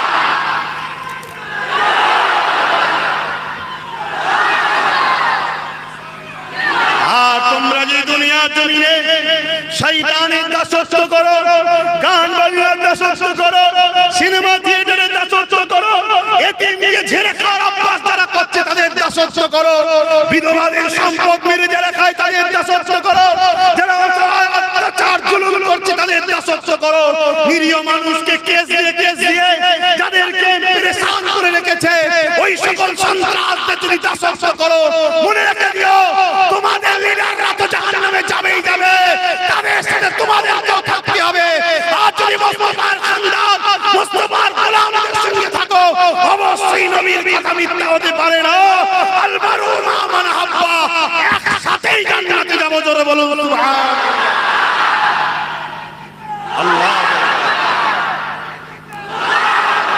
জুলুম তো হবে বাপ, জুলুম তো হবে, লড়াই তো হবে, ঠিক না বেটি? সহ্য তো করতে হবে। সুমাইয়া আম্মার উপরে জুলুম হয়েছে না হয়? হকের পক্ষে ছিল, জুলুম হয়েছে না হয়? আমার রাসূলের উপরে হয়েছে না হয়? শুনছেন তো নাকি? মন খারাপ করছেন নাকি? আমার রাসূল 1 মাস ভর ছাড়া ছিল। তুমি কোথাকার লাগছে? আব্বাস সিদ্দিকী কোথাকার লাগছে? যার জন্য কায়নাত আল্লাহ তৈরি করেছে, সে অন্যায়ের বিরুদ্ধে বলার জন্য 1 মাস ভর ছাড়া গাছের গাছের পাতা ফলমূল খেয়েছে, তুমি তো কোনো শ্বশুর বাড়িতে আশ্রয় পেয়েছো, তুমি কোনো না কোনো জায়গায় ঠাঁই পেয়েছো। নবী তো জঙ্গলে জঙ্গলে গিয়ে 1 মাস গাছের পাতা ফলমূল খেয়েছে। কেন? নবী মক্কায় শান্তি প্রতিষ্ঠিত করতে গিয়েছিল। তৎকালীন সন্ত্রাস আবু জেহেল উতবা সাইবা দেখলো মুহাম্মদকে না রুখলে আমার সন্ত্রাসী বন্ধ হয়ে যাবে, মুহাম্মদকে না রুখলে আমার জিনা ব্যভিচারী ফুটফুটি আনন্দ মানুষকে লুটা রক্ত চুষে খাওয়া বন্ধ হয়ে যাবে। তাই রাসূল পাক সাল্লাল্লাহু আলাইহি সাল্লামকে জানে পর্যন্ত মারতে চাইলো। আমার আল্লাহ হুকুম করলো, হাবিব আপনি মক্কা ছেড়ে দিয়ে কিছুদিনের জন্য হিজরত করে। নবী মক্কা ছেড়ে দিয়ে মদিনায় চলে গেল, কিন্তু ওই নবীকেই মক্কা আবার পুরস্কার আল্লাহ দিয়েছিল। জোরে বলুন সুবহানাল্লাহ। তাহলে দুদিন পিছতে হয়েছে, নবীও দুদিন পিছিয়েছে, কিন্তু একদিন ওই মক্কা নবী পেয়েছে না পায়নি। আজ সেই নবীর গোলাম আমরাও যদি ন্যায়ের জন্য সত্যের জন্য লড়ি, হকের পক্ষে থাকি, আল্লাহর দাসত্ব করি, জমিনের উপরে ইনসাফ কায়েম করি, ন্যায় প্রতিষ্ঠিত করি, অসহায় গরীবদের পাশে দাঁড়াই, দিনদুখীদের পাশে দাঁড়াই, এতে তৎকালীন যেমন আবু জেহেল জ্বালিয়েছে, আবু জেহেলের উত্তরসূরিরা জ্বালাবে, তার চালারা জ্বালাবে, কিন্তু ধৈর্য ধরে যদি থাকতে পারি, আমার আল্লাহ যেমন আমার রাসূলকে পুরস্কার দিয়েছে মক্কা, অবশ্যই আমাদের করো, ইনশাআল্লাহ আমাদের লক্ষ্যস্থানে আল্লাহ পৌঁছে দেবে। জোরে বলুন সুবহানাল্লাহ। সময়ের অপেক্ষা কর, ধৈর্য ধরো, মন খারাপ করে ভেঙে পড়লে হবে, কি হবে রে বাবা, কি হবে রে বাবা। এমনও দিন গেছে আমার নবী 3 দিন পেটে পাথর কাটিয়ে বেঁধে দিন কাটিয়েছে, 3 দিন পেটে পাথর বেঁধে দিন কাটিয়েছে। আল্লাহ যাকে ভালোবাসে তাকে আল্লাহ পরীক্ষা নেয়। কি গো, আলোচনায় অসুবিধা হচ্ছে, কষ্ট হচ্ছে, আল্লাহ পরীক্ষা নেবে না? আহা, মুসা আলাইহিস সালাম আল্লাহর জন্য নামলো, ফেরাউনের বিরুদ্ধে লড়াই করতে হেরে গেছে, নেবেছে, হেরে গেছে। মুসা নবীর উম্মতরা বলছে, নবী এটা কিরকম করে হলো? তুমি তো বললে আল্লাহ আমাদের দিকে, হেরে গেলাম আর আবু জিতে গেল কেন? মুসা নবী বলছে, অবশ্যই কিছু হিকমত আছে, অপেক্ষা করো। পরের বারে আবার নেমেছে, আবার হেরে গেছে। 3 বার হওয়ার পরে এবার আল্লাহ বলছে, মুসা নবী গেছে, আল্লাহ আমার উম্মতরা তো সব দুর্বল মানুষ, কমজোর মানুষ, এই কি হচ্ছে? আল্লাহ বলছে, ফেরাউন গলায় গামছা দিয়ে রাত্রিরে না খিচুড়ি দেয়, এমন ভাবে কাকুতি বিরতি করে করে করে বলে যে আল্লাহ প্রকৃত খোদা তুমি, দুদিন করছি কেড়ে লিও না, একটু থাক না, তোকে ফিরতে পারিনি, যা কালকে যা, তুই জিতে যাবি। পরের দিন গেল, মুসা নবী জিতে গেল, ফেরাউন জাহান্নামে চলে গেল। ঠিক না বেঠিক? আমার আল্লাহ মুসা নবীকে মিশর থেকে বার করেছে, তাই তো নাকি? মিশরে এসেছিল, মিশর থেকে আমার আল্লাহ মুসা নবীকে শয়তান ফেরাউনের অত্যাচারে চলে যেতে হয়েছিল। ঠিক নাকি? জানেন না সেই নদীর পার চিরে, আমার সময় অনেক কথা তো, সময় কম বলে জড়িয়ে যাচ্ছে। নীল নদ পানি দুদিকে চলে গেল, অনেক বড় কথা, সবই আপনারা জানেন। সেই মুসা নবীর হাতেই কিন্তু মিশরের তাখতাকে আল্লাহ পাক তুলে দিয়েছিলেন। জোরে বলুন সুবহানাল্লাহ। ধৈর্য, সবর, আল্লাহর উপরে ভরসা, আর ন্যায়ের লক্ষ্য, অন্যায় নয়, ন্যায়ের লক্ষ্য, অবশ্যই তোমরা কামিয়াব হবে। সেদিন বেশি দিন নাই, আল্লাহ অবশ্যই দেবে, শুধু সময়ের অপেক্ষা। ঠিক না বেটি? যাক, আমি একটু মা বোনেদেরকে বেশি বেশি করে বলবো, কেননা হাত আমাদের আর কবুল হচ্ছে না, তোমাদের হাত এখনো ভালো আছে। কেন নবী আমার জানিয়ে দিলেন, পুরুষ যদি ভুল ইনকাম করে নারীদেরকে আল্লাহ জিজ্ঞাসা করবে না। তাই মা বোনেদেরকে বলবো, একটু পবিত্র থাকুন, আল্লাহর কাছে নামাজের মুসল্লাতে তাহাজ্জুদ পড়ে পড়ে দোয়া করুন, অবশ্যই আপনাদের হাত কবুল হয়ে যাবে। আমরা নায়ের পক্ষে থাকবো, ইসলামের উপরে থাকবো, পরকালে একসাথে জান্নাতেও থাকবো। আমার মা বোনেদেরকে বলে দিয়ে যায়, ইতিহাসে পাওয়া যায় মা সাদ্দা বলে একজন মহিলা ছিল, ফেরাউনের সময়তে ফেরাউনের ঘরের কাজ কাম করত। হযরতে মাসাদা এমন করে মুসা নবীর কথা শুনে আল্লাহকে আল্লাহ বলে ঈমানের কলেমা পড়ে নিয়েছিল। ফিরাউনের রাজত্ব তখন চলছিল, ফিরাউনের কথা মানে না, ফিরাউনের দলে ছিল না, ফিরাউনের পক্ষে ছিল না। তাই এমন করে মাসাদার খবরটা ফিরাউনের কাছে একদিন পৌঁছে গেল। ফিরাউন এই জিজ্ঞাসা করেছিল মাসাদাকে দেখে, হে মাসাদা, শুনলাম নাকি তুমি আল্লাহকে আল্লাহ বলে মেনে নিয়েছো, মূসাকে নবী বলে মেনে নিয়েছো, নাই শক্তির পক্ষে চলে গেছো, আমার রাজত্বকে মানতে চাও না। ওই সময় ফিরাউনের কথা শুনে মাসাদা চিন্তা করতে লেগেছে, আমি যদি সত্য কথা বলে দিই এই জালিম আমাকে জানে মেরে দেবে, আর মিথ্যা কথা বললে আমার মালিক আল্লাহ নারাজ হয়ে যাবে, যিনি হাত দিয়েছে, চোখ দিয়েছে, কান দিয়েছে, পা দিয়েছে, নিঃশ্বাস দিয়েছে, বাঁচিয়ে রেখেছে, তিনি নারাজ হয়ে যাবে। আমি কোনটা বলবো? মাসাদা ঠিক করে নিল, আমার জান চলে যায় চলে যাক, আমার স্রষ্টা আল্লাহকে আমি নারাজ করব না। আর আজকে আমাদের জান প্রিয়, তাতে সব ধ্বংস হয়ে যায়, জানটা ঠিক থাকে, কিন্তু ওই জান থাকবে না। সবচেয়ে বড় কথা কি জানেন? আমি কয়েক জায়গায় বলছি, আপনারা শুনছেন হয়তো, দুনিয়া একেবারে শেষের দিকে, 22-23 পৃথিবীর বুকে অনেক কিছু উলট পালট হতে পারে, আল্লাহু আলাম। দুনিয়া খুবই শেষের দিকে, কথা বুঝে আসছে? আখেরি জামানার আলামত আজকাল বলার সময় নেই, অন্য কোনো দিন আসলে বলবো কিয়ামতের আলামত রাসূল যে করে গেছে তার শেষের দিকে একেবারে। আর চারিদিকে যেভাবে বন্যা হচ্ছে, আল্লাহ মাফ করুন, এতে আগামী দিন খরা না হয়, কেন বন্যাতে চাষবাস সব ধ্বংস হয়ে যাচ্ছে, মানুষ খেতে পাবে না, খরা দেখা দেবে, তারপরে বিভিন্ন জায়গায় বিভিন্ন বড় বড় ভূমিকম্প হবে, কঠিন কঠিন বিমার আসবে, যার ওষুধ খুঁজতে খুঁজতে আবার একটা বিমার এসে যাবে, আবার ওষুধ খুঁজতে খুঁজতে আবার একটা এসে যাবে, এইভাবে মানুষ জর্জরিত হয়ে যাবে। কেন? আমরা দুনিয়ার জমিনে আল্লাহর জমিনের উপরে ফিতনা ফাসাদ করছি। তাই আসো, ফিরে আসো, তওবা করো, পরিবর্তন হও। আল্লাহ আমাদের সকলকে হেদায়েত করুন, বুঝার তৌফিক দিক, বলুন আমিন। কিন্তু যারা কান থাকতো কালা, চোখ থাকতো কানা, অন্ধ থাকতো, তাদের হৃদয়ে আল্লাহ খাতামাল্লাহু আলা কুলুবিহিম মোহর মেরে দিয়েছে, তারা কিন্তু পরিবর্তন হবার নয়। আসেন এই আলোচনাটা করি, কত কঠিন পরীক্ষা হয়েছিল আম্মা জান সুমাইয়া মাসাদার উপরে। আমার আম্মারা, এই পরীক্ষা তো তোমার আমার উপরে এখন হয়নি। ফেরাউন যখন বলেছিল মাসাদার একটাই কথা বললো, এ ফেরাউন রে, আপনি যেটা শুনেছেন ঠিকই শুনেছেন, অবশ্যই আমি আল্লাহকে মেনে নিয়েছি, আমি মুসা দলে, তোমার দলে আমি নয়। আজকে জিজ্ঞেস করা হচ্ছে, তুই ভাইজানের দলে নাকি? জিজ্ঞেস করছে না? করে সেদিনও জিজ্ঞেস করা হয়েছিল, তুই মুসার দলে? জিজ্ঞেস করেছিল কারা? শয়তানের লোকেরা। জিজ্ঞেস করেছে না? করেনি? আজও করছে, আজও করছে। আম্মা হযরতে মাসাদা কি কথা বলেছিলেন, আমি মুসা দলেতে রয়েছি। ওই সময় ফিরাউন বলেছিল, এখনো সময় আছে, মুসা দল ছেড়ে দাও, আমার দলে চলে আসো, আমার রাজত্বকে মেনে নাও।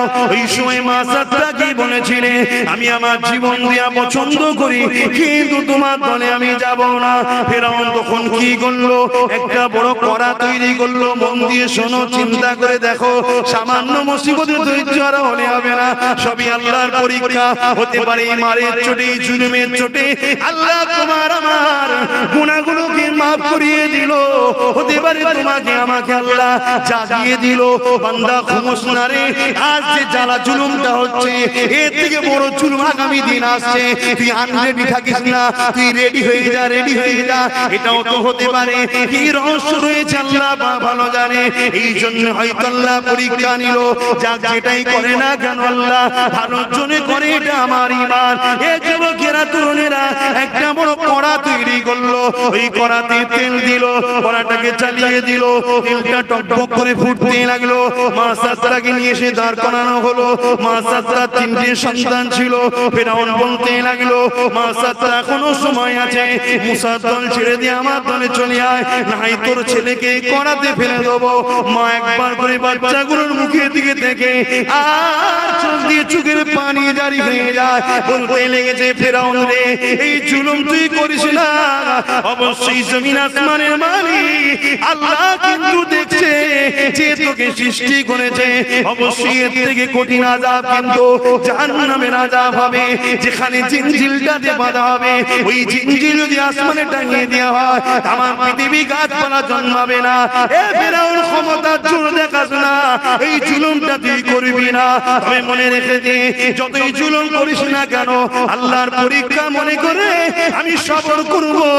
আমি কিন্তু তোর দলে যাব না, আমি মুসার দলেই থেকে যাব। মা বোনেরা ভেবে দেখুন, আজ দুনিয়া আপনাকে টোপ দিয়ে মাছ ধরবে, লোভ দেবে, চলে আসো। সামান্য লোভে পড়ে যেন যে পর্দা হয়ে যাবেন না, সামান্য লোভে পড়ে যেন বর পুরুষের পাশে বসে পড়বেন না। আর পুরুষদের ঘরে বলে দিই, খাটো খাটো খাটো, মেহনত করো। হাজার জায়গার জমিনে খোলা আছে, এখানে ডিস্টার্ব করছো, কি হয়েছে, ট্রেন ধরে চলে যাও। 10টা 20টা স্টেশন পরে যে মুটেগিরি করো, তথাপি হারাম লিও না, হারাম লিও না। দুঃখের বিষয়, দোষ আপনাদের কি দেবো, বড় বড় বক্তা পীর সাহেব পীরজাদারা এখন বাপরে বাপ যা দালালি শুরু করেছে আর বলার মতো কথা বুঝে আসছে। কিচ্ছু করার নেই বাপ। আমার আত্মীয়তা আল্লাহর জন্য, আমার দুশমনি আল্লাহর জন্য। মান আহাব্বা লিল্লাহ আবগাদাল্লাহ আতালিল্লাহ মানা লিল্লাহ ফাকাদ ইসতাকমালাল ঈমান। প্রকৃত বন্ধু ঈমানদার তো সে যে বন্ধু করে আল্লাহর জন্য, আত্মীয়তা করে আল্লাহর জন্য, বিচ্ছেদ করে আল্লাহর জন্য, দুশমনি করে আল্লাহর জন্য। সবটাই যদি আল্লাহর জন্য হয়, তা সাপেরটা কি এর জন্য, শয়তানের জন্য? ওটাও তো আল্লাহর জন্য করতে হবে। কাউকে যদি সাপোর্ট করি, কাউকে যদি ভালোবাসি, কাউকে যদি পিয়ার করি, কারো সাথে যদি থাকি, ওটাও তো আল্লাহর জন্য করতে হবে, ঠিক না? ভেবে দেখো, সমাজ তোমাকে বলবে এটা সেকুলার কান্ট্রি, এখানে আব্বাস সিদ্দিকীর কথা চলে। সমাজ সেকুলার কান্ট্রিতে যে যা ধর্মগুরুর নেতৃত্ব মেনে চলছে, শুধু মুহাম্মাদের গোলামগুলোর মানার বেলায় অসুবিধা হচ্ছে। অথচ সবেতে খুদ আছে, মুহাম্মাদের কোনো খুদ নাই। চলে বলো সুবহানাল্লাহ। সবাই বলেছে, সর্বকালে সর্ব ধর্মের নেতারা বলেছে সর্বসময় যে মুহাম্মদ হলো সর্বকালে সর্বশ্রেষ্ঠ মহামানব। জোরে বলুন সুবহানাল্লাহ। আরে সমস্যা তোমার আমার ইমানে, সমস্যা তোমার আমার শিক্ষাতে, সমস্যা তোমার আমার সমাজের মোল্লা মলি সাহেবে। আজকে বড় দুঃখের বিষয়, সমাজে কি হচ্ছে কথা বলতে গেলেই তো বলবো বিরোধী করছো, বিরোধী। আরে বিরোধী তো তুমি বলো। আজকে খোদার ঘর বেউজুদি হচ্ছে, তুমি বলো, ফতোয়া দাও মসজিদে সুদখোর ঢোকা যাবে কি যাবে না, ফতোয়া দাও মসজিদে পনের টাকা নিয়ে যে বিবাহ দেয় তার মসজিদে ঢোকা যাবে কি যাবে না, ফতোয়া দাও যে হারাম খায় সে মসজিদের সেক্রেটারি হতে পারবে কি পারবে না, ফতোয়া দিতে পারবে? আমার তো মনে হয় 100-এর মধ্যে 95টা মসজিদে নামাজ হচ্ছে না। সমাজ শান্তি পাবে কি করে? আল্লাহ রাসূল বলছে আখেরি জামানায় মসজিদ ভর্তি লোক থাকবে, একটা ঈমানদার থাকবে না। আমার কথা তো বললে আপনাদের খারাপ লাগবে নাকি? লাগলে কিছু করার নেই। যদি সুধরে না যান, আগামী দিন যে মুসিবত আপনাদের উপরে আসবে, দিশেহারা হয়ে যাবে। কেন আমার আল্লাহ ছাড়বে না? কথা বুঝছেন না, বোঝেন না? খাবে কার আর গুণ গাইবে কার, ছেড়ে দেবে নাকি? হ্যাঁ, এই জমিন যার তার গুণগান, এই আসমান যার তার গুণগান, এই কায়নাত যার তার রাজত্ব চলবে, তার নেতৃত্ব মানতে হবে, তার কথার মতো চলতে হবে, অন্য কারো কথা চলবে না, ঠিক না বেঠি? কে কি করছে আমার দেখার দরকার নাই। প্রত্যেকে যদি প্রত্যেকের স্বাধীনভাবে চলতে পারে, তুমি আমি পারবো না কেন? সমস্যা তো তোমার আমার পাড়ার মুনাফিকদের কাছে সমস্যা, অন্য জায়গায় যে সমস্যা নেই আছে নাকি? যাও ঘোষপাড়া, গয়লাপাড়া, দুলেপাড়া, বাগদিপাড়া, কোন সমস্যা আছে? আব্বাসের মাথায় টুপি আছে বলে ঘোষ বাবুদের অসুবিধা হচ্ছে? আব্বাসের মাথায় টুপি আছে বলে কোন ব্যানার্জির অসুবিধা হচ্ছে? কোন কারো অসুবিধা হয়নি। যত অসুবিধা তোমার আমার পাড়ায়, ঠিক না বেটি গো? আজকে 99% মসজিদের সেক্রেটারি কমিটিকে দেখুন, তারা কারা খোঁজ নিন, তাদের মধ্যে আল্লাহর দাসত্ব আছে কিনা, নবীর প্রেম আছে কিনা দেখুন। আল্লাহর ঘরের কমিটিতে আল্লাহর গোলামরা দাসরা হবে, ঠিক না বেটি? আল্লাহর ঘরের ইমাম তো আল্লাহর দাসত্ব করবে। বড় দুঃখের বিষয়, খোদার ঘরে দাঁড়িয়ে দাসত্ব করছে বেঈমান কাফেরদের, ঠিক না বেটি? আর এদের পিছনে নামাজ পড়ে আমাদের নামাজ হবে? একটা ইমাম বলতে পারবেন যে আমি স্বাধীন আছি? বলতে পারবেন? আর স্বাধীন যদি ইমাম না থাকে, পরাধীন ইমামের পিছনে নামাজ হয় না। ইমামগুলোকে পরাধীন করলো কারা? মুসল্লিরাই করেছে, গ্রামবাসী করেছে, মসজিদ কমিটি করেছে। এই সব কথা বলতে পারবে না, তোমাকে বার করে দেবো, ঠিক না বেটি? মসজিদে ইমাম যদি পরাধীন হয়, ইমামের দোষ দিচ্ছি না আমি, আর ইমামেরও দোষ আছে। ইমামের উপরে খোদার লানত শুরু হয়েছে, হক কথা বলে না বলে। আমি সবাইকে বলছি না, আছে কিছু, তবে কিন্তু বেশিরভাগ এখন বিগড়ে গেছে, বেশিরভাগ বিগড়ে গেছে। কথা বলার সাহস নেই, কথা বললি বলে মসজিদ থেকে বেরো। আরে বেরিয়ে যাবো, কি আছে? রেজেকের মালিক আল্লাহ, নামাজটা রেজেক নয়, নামাজ পড়ালি যে খাওয়াবে ওটা নয়। রেজেকের মালিক কে? আল্লাহ। জলসাটা রেজেক নয়। তোমার এই গ্রামে যদি আমাকে না আসতে দাও, অসুবিধা নেই, আমি আসবো না, খোদার গজব কি আছে রে সামলা না। কিন্তু আমার রিজিক জলসা নয়, আমার রিজিক হলো আমার আল্লাহ। জোরে বলুন সুবহানাল্লাহ। এই ইমামদের তো এই ঈমান থাকা দরকার যে সুদখোর ঢুকলে এই করতে হবে, মসজিদে হারামখোর ঢুকলে এই হতে হবে, মসজিদে যদি কোনো কাফের ঢুকে পড়ে, মুশরিক ঢুকে পড়ে, তার জন্য কি ফতোয়া মসজিদে ইমাম সাহেবদের জুম্মার দিনে বলা দরকার, ঠিক না বেটি? আম মানুষ জানবে, যদি জায়েজ হয় সেটাও বলতে হবে যে না বাবা জায়েজ আছে, আর যদি না জায়েজ হয় সেটাও বলতে হবে। যদি বলো আব্বাস সিদ্দিকী তুমি বলো, আমি চাই বলি না, বাবা বলবে তো বিরোধী করছে, কি বলবে না বলবে না? কিন্তু আমি কোরআন বলে যাচ্ছি, আমার আল্লাহ বলেছে ইন্নাল মুশরিকিনা নাজাসুন, প্রত্যেকটা মুশরিক নাপাক। শুনছেন না? মসজিদ যদি নাপাক হয় তো নাপাক যাওয়া যায়, আর মসজিদ যদি পাক হয় তো পাক জায়গায় নাপাক যাওয়া না যায়। বাকিটা আপনাদের ব্যাপার। আজ কিন্তু কারো মুখে কোনো কথা নেই, কিন্তু আব্বাস যখন কিছু বলে মসজিদের মেম্বারে দাঁড়িয়ে আমার বিরোধী করা হয়। জলসায় জলসায় গিয়ে বক্তা পিসাচ যারা কেউ বাদ দেয় না আমাকে ধরতে, সবাই মিলে বলেছে, ঠিক না বেটি? কিন্তু আজ কোথায় তোমরা? আজ খোদার ঘরগুলো সুদখোররা দায়িত্ব নিচ্ছে, খোদার ঘরগুলো লটারি যারা কাটে তারা সেক্রেটারি হয়ে যাচ্ছে, খোদার ঘরগুলো হারামখোররা সেক্রেটারি হয়ে যাচ্ছে, খোদার ঘরে গরিবের যে আমানত খিয়ানত করে তাকে মসজিদের সেক্রেটারি বানানো হচ্ছে। আল্লাহর ঘর কাঁদছে, বদয়া করছে, আরে করোনা চলে গেল আবার মার আসবে, বাঁচবে কি করে? এইগুলোকে ভাবো, পরিবর্তন হও। যদি বলো তোমার তো অসুবিধা হচ্ছে কেন? আরে সমাজে দুজন পাপ করলে ভুগতে হয় সবাইকে। কথা বুঝে আসছে না? নাই? হ্যাঁ, আমি ঘোষপাড়ায় যে হিন্দু ভাইদের কিছু বলবো না, গয়লাপাড়ায় যে হিন্দু ভাইদের কিছু বলবো না, কারণ গণতান্ত্রিক দেশ, তাদের তাদের ধর্ম করার স্বাধীনতা আছে। তুমি দাবি করছো মুসলমানের খোদার ঘরকে বেইজ্জতি করবে, এটা মেনে নিয়ে যাবে? আজ যখন কোন মসজিদের জায়গাতে মসজিদের নাম দিয়ে সেখানে দেখা যাচ্ছে বোম পাওয়া যাবে, সেটা ভালো লাগবে? তখন তো তুমি বলবে এটা ষড়যন্ত্র হচ্ছে। আজ তোমার আমার মসজিদ খেলে কত ষড়যন্ত্র হচ্ছে, সেগুলোকে তো ভাবতে হবে। যাক, সময় তো নেই, আম্মাজান হুজুরের কথাটা বলবো না, বাদ দেবো। নামাজ পড়ার সময় আছে, কিন্তু আমার তো আলোচনার সময়। হ্যাঁ, আমি এই বীজখানে মসজিদের কথাটা বললাম, অসুবিধা আছে? জাগুন, আগেও বলেছি আজও বলছি, জাগুন, ঘুমিয়ে থাকবেন না। তবে আলহামদুলিল্লাহ, সকালে বলুন আলহামদুলিল্লাহ, আরো জোরে বলুন আলহামদুলিল্লাহ। খুশির খবর শুনে রেখে দেন, 90% যুবক যুবতী বাপ মা 90% কিন্তু জেগে গেছে। জোরে বলুন সুবহানাল্লাহ।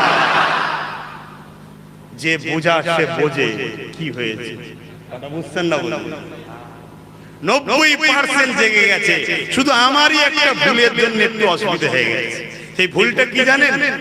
একটা সাপ এখন একজনের কাছে গিয়ে বুঝাবার জন্য বলছে, মুরিদ হয়েছে। সাপের কাজ কি ভাই? ছোবল মারা। তান পীর সাহেব বলছে, বাবা মুরিদ তো করছি, খবরদার কাউকে কামড়াবি না। পীর সাহেব বলে দিয়েছে, আল্লাহ কারে পরিবর্তন হয়ে গেছে, ছবল মারা অভ্যেস। পীর সাহেব বলে দিয়েছে, এখন আমার কাছেও মুরিদ হয়েছে, সাথে এসেছে, পুলিশ মাফি করবি না বাবা। তো ওখানে পীর সাহেব বলেছে কামড়াবি না কাউকে। ও মাঠে যে এক জায়গায় একটা আলেতে বসে বসে ওজিফা করছে, আল্লাহ আল্লাহ করছে, চুপ করে রয়েছে। এখন সন্ধ্যে হয়ে গেছে, এক চাষি এখন তার ধান হোক যাই হোক বাঁধবে, দড়ি খুঁজছে, ও লম্বা হয়ে পড়ে আছে, ওকে ধরে নিয়ে ভালো ধরে বাঁধছে। ওর গায়ে লাগছে, অফিস সাহেব বলেছে আমরা বিনা, চুপ করে আছে। পরের দিন ঘরে নিজে আটি খুলে দিয়েছে, কোন রকম ভাবে এসে ঘাড় ফাড় বেঁকে নিয়ে পীর সাহেবকে, হুজুর আমার এই অবস্থা। কেন রে? না আপনি বলেছিলেন ও কাউকে কামড়াবি না, এখন আমাকে ধরে একজন চাষি তার ওই আটি নাকি বলে গো বাঁধছিল, আমি কিছু বলিনি। তখন পীর সাহেব বলছে, হাই রে বাবা, আমি তোকে কামড়াতে মানা করেছি, তোকে তো ফোঁস তুলতে মারণ করিনি, ফোঁসটা তুলবি। আওয়াজটা যদি একবার হতো না ফোঁস করে, কত দূর যে ছুটতো বলার কথা না, ঠিক না বেটি? একটাই ভুলে গেছে বাবা, ঠান্ডা হয় ঠান্ডা, এমন ঠান্ডা হয়ে গেছে ওকে পানি দিয়ে আগুন দেওয়ার ফলাতে হবে। কথা বুঝে আসছে? তবে শিখে গেছি, অসুবিধা কিছু নেই, সময় সাথে সাথে সব কথা হবে ইনশাআল্লাহ, ঠিক না বেটি?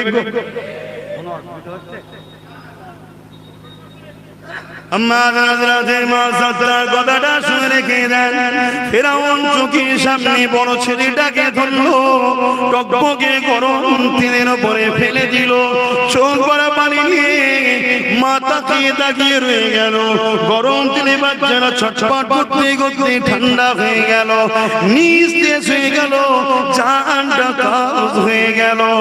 এই যুবকেরা ফেরাউন বলতে লেগেছে, মাসাত্তারে এখনো দুটো ছেলে রয়েছে, তোকে জানটাও দিয়ে দেবো, দুটো ছেলে দিয়ে দেবো, চলে যাবি, এখনো সময় আছে। ফেরাউন এমন করে বলে, মুসা দলটা ছেড়ে দে। মাসাত্তা একটাই কথা বলেছিল, ফেরাউন রে আমি যে কাঁদছি, এই কান্নাটা আমার বাচ্চার কষ্ট দেখে নয়, আমি কাঁদছি আল্লাহ যেন এই পরীক্ষাতে আমাকে কামিয়াবি করে, কেননা আযাবে জাহান্নামটা এই গরম দিনের থেকে অনেক কঠিন। জাহান্নামী দিগকে সব থেকে কঠিন শাস্তি দেওয়া হবে, পায়ে বুট জুতো পরাবে, ওই জুতো তাপেতে মাথার গুলো টকবক হয়ে গলে গলে পড়বে। এই যুবকেরা কোন দিকে থাকবে ঠিক করে না, না না না, 10টা এখান থেকে নেবো, 10টা ওখান থেকে নেবো, হবে না। আমাদেরকে একমাত্র নিতে হবে আল্লাহ নবী ছাড়া অন্য কারো থেকে বাইরা নজওয়ানেরা। মাসাত্তার এই কথা শুনে ফেরাউন রেগে গেল, রেগে গিয়ে এমন করে দ্বিতীয় ছেলেটাকে গরম করা তেলেতে ফেলে দিবার আদেশ দিল। এমন করে সৈন্যরা ধরে নিয়ে গরম করা তেলেতে ফেলে দিল। আবার বাচ্চারা ছটফট করতে করতে ঠান্ডা হয়ে গেল, চুপ করে গেল। মায়ের কোলেতে বুকে যে আঁচড়ে ধরে রেখেছে ওই ছোট বাচ্চাটা মাকে জড়িয়ে ধরে আছে, মা তার বুকের বাচ্চাকে জড়িয়ে ধরে রেখেছে। জালিম ফেরাউন বলতে লেগেছে, হে মাসাত্তারে মুসাকে ছেড়ে দে, মুসা দল ছেড়ে দে, আমার দিকে চলে আয়। মাসাত্তার জবানে একটাই কথা, আমি অন্যায় দিকে যাব না, আমি মদের দিকে যাব না, আমি গান বাজনার দিকে যাব না। হে ফেরাউন তুমি মানুষকে জুলুম করো, তোমার দিকে যাব না। আমি মুসা নাই সত্যের দিকে, তার দিকে থাকবো। মায়ের কোল থেকে ফেরাউন ফোন করে দিল। সৈন্যরা গিয়ে বাচ্চাটাকে কেড়ে ছিনিয়ে নিয়ে ওই গরম তেলেতে ফেলে দিয়েছিল। এই যুবকেরা এবারে বলতে লেগেছে, মাসাত্তারে তোর জীবনটা রয়েছে, জীবনটা নিয়ে ঘরে চলে যা, নাই তো কেউ জানে মেরে দেবো। এই পরীক্ষা কিন্তু তোমার আমার এখনো হয়নি, এখনই সময় হয়েছে ঐক্যবদ্ধ হয়ে এমন করে প্ল্যান মাফিক আমাদেরকে লড়াই করতে হবে, নাই কিন্তু আগামী দিন এই শয়তানেরা এই কাজটাও করতে পিছপা হবে না। এই সময় এসেছে, এখনই আমাদের ঘরে নিজেদের জায়গা থেকে লড়লে হবে না, অন্যায়ের পক্ষে গেলে হবে না, নাই কিন্তু বুঝতে পারবে না আর ভয়ানক দিন আসবে। সমাজে নলু ইশারুমে কাফিয়ায় মায়ের কাছ থেকে বাচ্চাটা দিয়ে দিল। এবারে নিজের জানটা রয়েছে, সবাই নিজের জানের মায়া করে। ওই সময় মাসাত্তার চোখে পানি বেরোয়, আসমানের দিকে চেয়ে বলে, ওগো আমার আল্লাহ, এই তিনটে বাচ্চা তো তুমি দিয়েছিলে, কিন্তু এর প্রকৃত স্রষ্টা তো তুমি। তোমার সৃষ্টির উপরে এত জুলুম হলো, আল্লাহ কেউ তথাপিও তুমি খামোশ হয়ে আছো। নিশ্চয়ই এটা আমার জন্য পরীক্ষা, নিশ্চয়ই কিয়ামত পর্যন্ত দুনিয়ার মুমিনদের জন্য এটা শিক্ষা হবে। মুমিনরা যাতে এটা শুনে ধৈর্য ধরতে পারে। ওগো আমার আল্লাহ, আমাকে সবক দাও, ধৈর্য দাও। এই গরম করা তেলেতে আমাকে ফেলে দিল, আমি যেন তোমাকে না ছেড়ে দিই, মুসাকে না ছেড়ে দিই। এই সময়তেই গরম তেল থেকে 3 বাচ্চা আওয়াজ দিতে লেগেছে, আল্লাহ শাইউন কাদির, আল্লাহ সর্বশক্তিমান। মা চিন্তা করো না, দুনিয়ার নজরে এটা গরম তেল দেখতে লেগেছে, দুনিয়ার নজরে এখানে কষ্ট দেখতে লেগেছে। মা গো, পিপিলিকা কামড়ালে যেমন কষ্ট হয়, শুধু সেই রকম কষ্ট হয়েছে এই গরম তেলের মধ্যে। আমার আল্লাহ জান্নাতি শান্তি রেখেছে। আরো জোরে বলো, নারে তাকবীর, নারে তাকবীর। অতএব দুনিয়া দুদিনের। আমারও সংসার আছে, আমারও বাপ মা আছে, আমারও ঘর বাড়ি আছে, আমিও রাস্তায় ঘুরি, আমারও জিন্দেগি আছে, আমারও বাঁচার শখ আছে। কিন্তু কোন শয়তানের দাসত্ব করে কোন জুলুমের পক্ষে দাঁড়িয়ে বেঁচার থেকে মরে যাওয়া কথা বুঝছেন না, বোঝেন না? বাকিটা কাউকে জোর করলাম, কাউকে কোনো ডিস্টার্ব করেছি, কারো নাম ধরে কিছু বলেছি?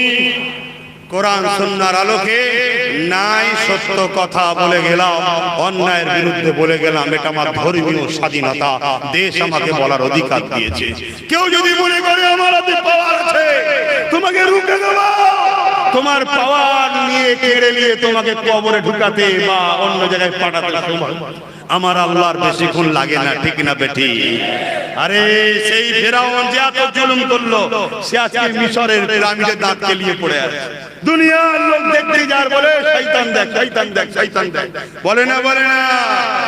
আজও কেউ পাওয়ারের ক্ষমতায় যদি অপব্যয় করে, জুলুম করে, অত্যাচার করে, তোমাকে আমাকে যদি বলে নায়ের পক্ষ ছেড়ে দাও, মুহাম্মাদের গুলাম আব্বাসের সাথ ছেড়ে দাও, আমি এই যুবকদেরকে জিজ্ঞাসা করি, তোমার এই জুলুম অত্যাচারে তুমি কি আমায় ছেড়ে দিতে রাজি আছো? যদি তোমার উপরে অত্যাচার হয়, সেই অত্যাচার যদি তুমি সহ্য না করতে পারো, তোমার জন্য আমার রাসূলের পক্ষ থেকে অফার আছে। এটা অন্য কোন নবীর উম্মতের ছিল না। দম থাকলে প্রকাশ্য বেরিয়ে আসো, তোমার 1 নম্বর ঈমান হবে, তুমি হযরতে হুসাইনের কাতারে জান্নাতে যাবে। জোরে বলুন সুবহানাল্লাহ। যদি তোমার দম না থাকে, তুমি অন্তর থেকে কমসে কম অন্যায়কে ঘৃণা করো, ন্যায়কে সাপোর্ট করো। তোমার ছেলে, তোমার ভাই আব্বাস কি করছে খেয়াল রাখো, সময়ের মতো মতো ন্যায়ের পক্ষে কাজ করে যাও, ইনশাআল্লাহ তোমাকে আল্লাহ জান্নাতি করে দেবে। জোরে বলুন সুবহানাল্লাহ। ভাইরা আমার, বড় ব্যথা, বড় দুঃখ খুলে বলে যায়, আজ আফসোস, মনে রাখবেন, আলেম মানে সে জান্নাতে যাবে তা নয়। কারণ আল্লাহ রাসূল বলেছে সবথেকে আগে জাহান্নামে যাবে আলেমরা। কোন আম মানুষের কথা রাসূল বলেন, কার কথা বলেছে? আলেম। আর সবথেকে আগে জাহান্নামে যাবে কারা? এই আলেমরা। সবথেকে আগে জান্নাতে যাবে কারা? আলেমরা। যারা রাসূলের পক্ষে তারা আগে জান্নাতে যাবে, যারা শয়তানের পক্ষে তারা আগে জাহান্নামে যাবে। শুনছেন? একটা শেষ কথা বলে বিদায় নেব, অসুবিধা হচ্ছে? এক আলেম বান্দা ন্যায়ের পক্ষে, সত্যের পক্ষে, কলেমার পক্ষে, আল্লাহর পক্ষে দাওয়াত দিচ্ছিল। শুনছেন? দাওয়াত দেওয়ার জন্য তাকে জালিম রাজা বন্দী করেছে। জালিম রাজা বন্দী করেছে, বন্দী করে জেলখানায় রেখেছে, জেলে আছে। হঠাৎ করে এমন সময় একদিন আরেকটা আলেম, মুফতি বা আলেম তার কাছে দেখা করতে এসেছে। তখন সে বলছে, ভাই কি খবর? না, কালকে তো তোমার ফাঁসি হবে। কার কথা বলছে? যে আলেমটা ন্যায়ের পক্ষে, সত্যের পক্ষে, আল্লাহর পক্ষে, রাসূলের পক্ষে দাওয়াত দেয়। শুনছেন তো? তার কাছে কলেমা দাওয়াত দেয়, যে তার কাছে এসেছে, সে জিজ্ঞেস করছে এই মুফতিকে, কি খবর? বলছেন, না, কালকে তো তোমার ফাঁসি হবে। খুব ভালো করে বুঝবেন, এখানে বিশাল কিছু বুঝার আছে। ঈমান বাঁচান আমার আব্বা মায়েরা, ভাইরা, বোনেরা। ভালো না লাগে কিছু করার নেই, দূরে থাকুন। তাহলে আমি ওপেন বলে গেলাম, যদি ভয় লাগে কমসে কম অন্যায়কে ঘৃণা করে চুপচাপ থাকুন, কিন্তু তা বলে অন্যায়ের পক্ষে যাওয়া যাবে না। আলেম বান্দাটাকে মুক্তিটা বলছে যে আপনার কালকে ফাঁসি হবে, তাই কলেমা পড়াতে এসেছি। তখন যে আলেমটাকে অ্যারেস্ট করেছে সে তখন চমকে গেছে, হাই রে, আমাকে তো কলেমার প্রচার করার জন্যই অ্যারেস্ট করেছে, তুমি কলেমা প্রচার করবে, তোমাকে অ্যারেস্ট করে না? বলছে না, আমাকে সরকার পাঠিয়েছে, বাদশা পাঠিয়েছে। তার মানে বলছে হ্যাঁ, আমি বাদশাকে থাকি, বাদশা আমাকে মাইনে দেয়, বাদশা আমাকে মাইনে দেয়, আজকে তোমায় কলেমা প্রচার করতে এসেছি, শুনছেন? তখন এই আলেম বান্দারা আফসোস করে আসমানের দিকে তাকিয়ে বলছে, ওগো আল্লাহ, তোমার জমিনে আমি কলেমা প্রচার করার জন্য আমাকে ফাঁসি দিচ্ছে, আর তোমার জমিনে এই কলেমা প্রচার করার জন্য কেউ মাইনে দিচ্ছে। আল্লাহ, আমার কলেমা প্রচারটা তোমার জন্য ছিল, ফাঁসি হচ্ছে, এর কলেমা প্রচারটা সরকারের জন্য, তাই মাইনে পাচ্ছে। আজকের দিনেও কিছু বক্তা আছে, পীর সাহেব আছে, পীরজাদা আছে, মৌলভী আছে, যারা প্রচার করলে ধর্মের বাধা হয় না, তাদের ঘরে সরকার বলে ওকে লিয়া। আর আজকের দিনও এমন বক্তা আছে যারা বক্তব্য, পীর সাহেব, পীরজাদা আছে, যারা ওয়াজ করলে বলে ওকে রো। কে আল্লাহর জন্য করছে, কে সরকারের জন্য করছে, ভাবতে হবে। একই কোরআন একই হাদিস বলবে, কেউ আল্লাহর জন্য প্রচার করতে আসে তাকে বলবে জালিম রো, আর কেউ কি বলে মাইনে পাবে, সে আসলে অসুবিধে নাই। কথা বুঝে আসছে না? না। অতএব যখন বুঝতে শিখেছেন একটু বুঝুন, বুঝতে শিখেছেন বুঝুন। কাতার যখন ভাগ হয়ে গেছে, ভালো তারিখ ভাগ করে নিন। আমার দুঃখের দিনে যখন তুমি বগল বেরিয়েছিলে, আমার দুঃখের দিনে তুমি যখন মজা নিয়েছিলে, তোমার মুখে দেখতে একটা শব্দ পেলাম না। আব্বাস কিছু বললেই বলবো তো বিরোধী। শুনছেন না শুনেন? তাল্লাকারে তো তুমি তো রয়েছো, তোমরা তো রয়েছো, অনেক তো রয়েছো, মৌলানা, মুফতি, ইমাম, বক্তা, আরে বাপ রে বাপ, কত রয়েছে, কই কারো মুক্তি পাওয়া গেল না তো।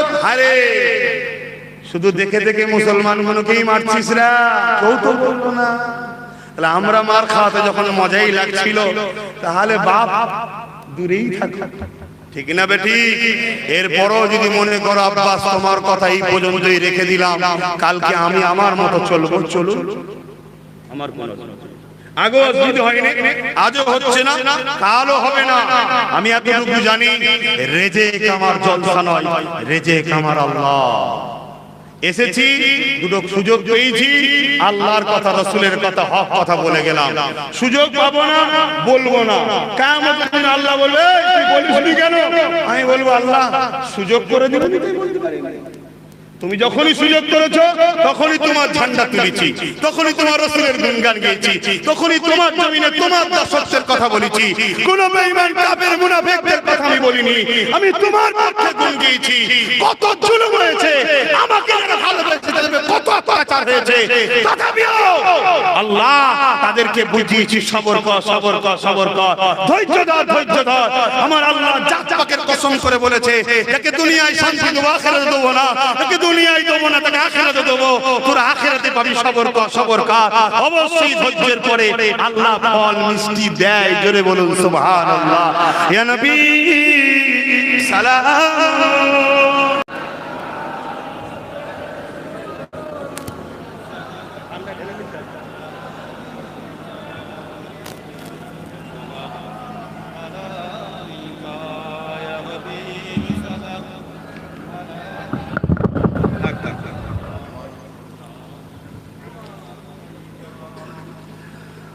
طلع البدر علينا من ثنيات الوداع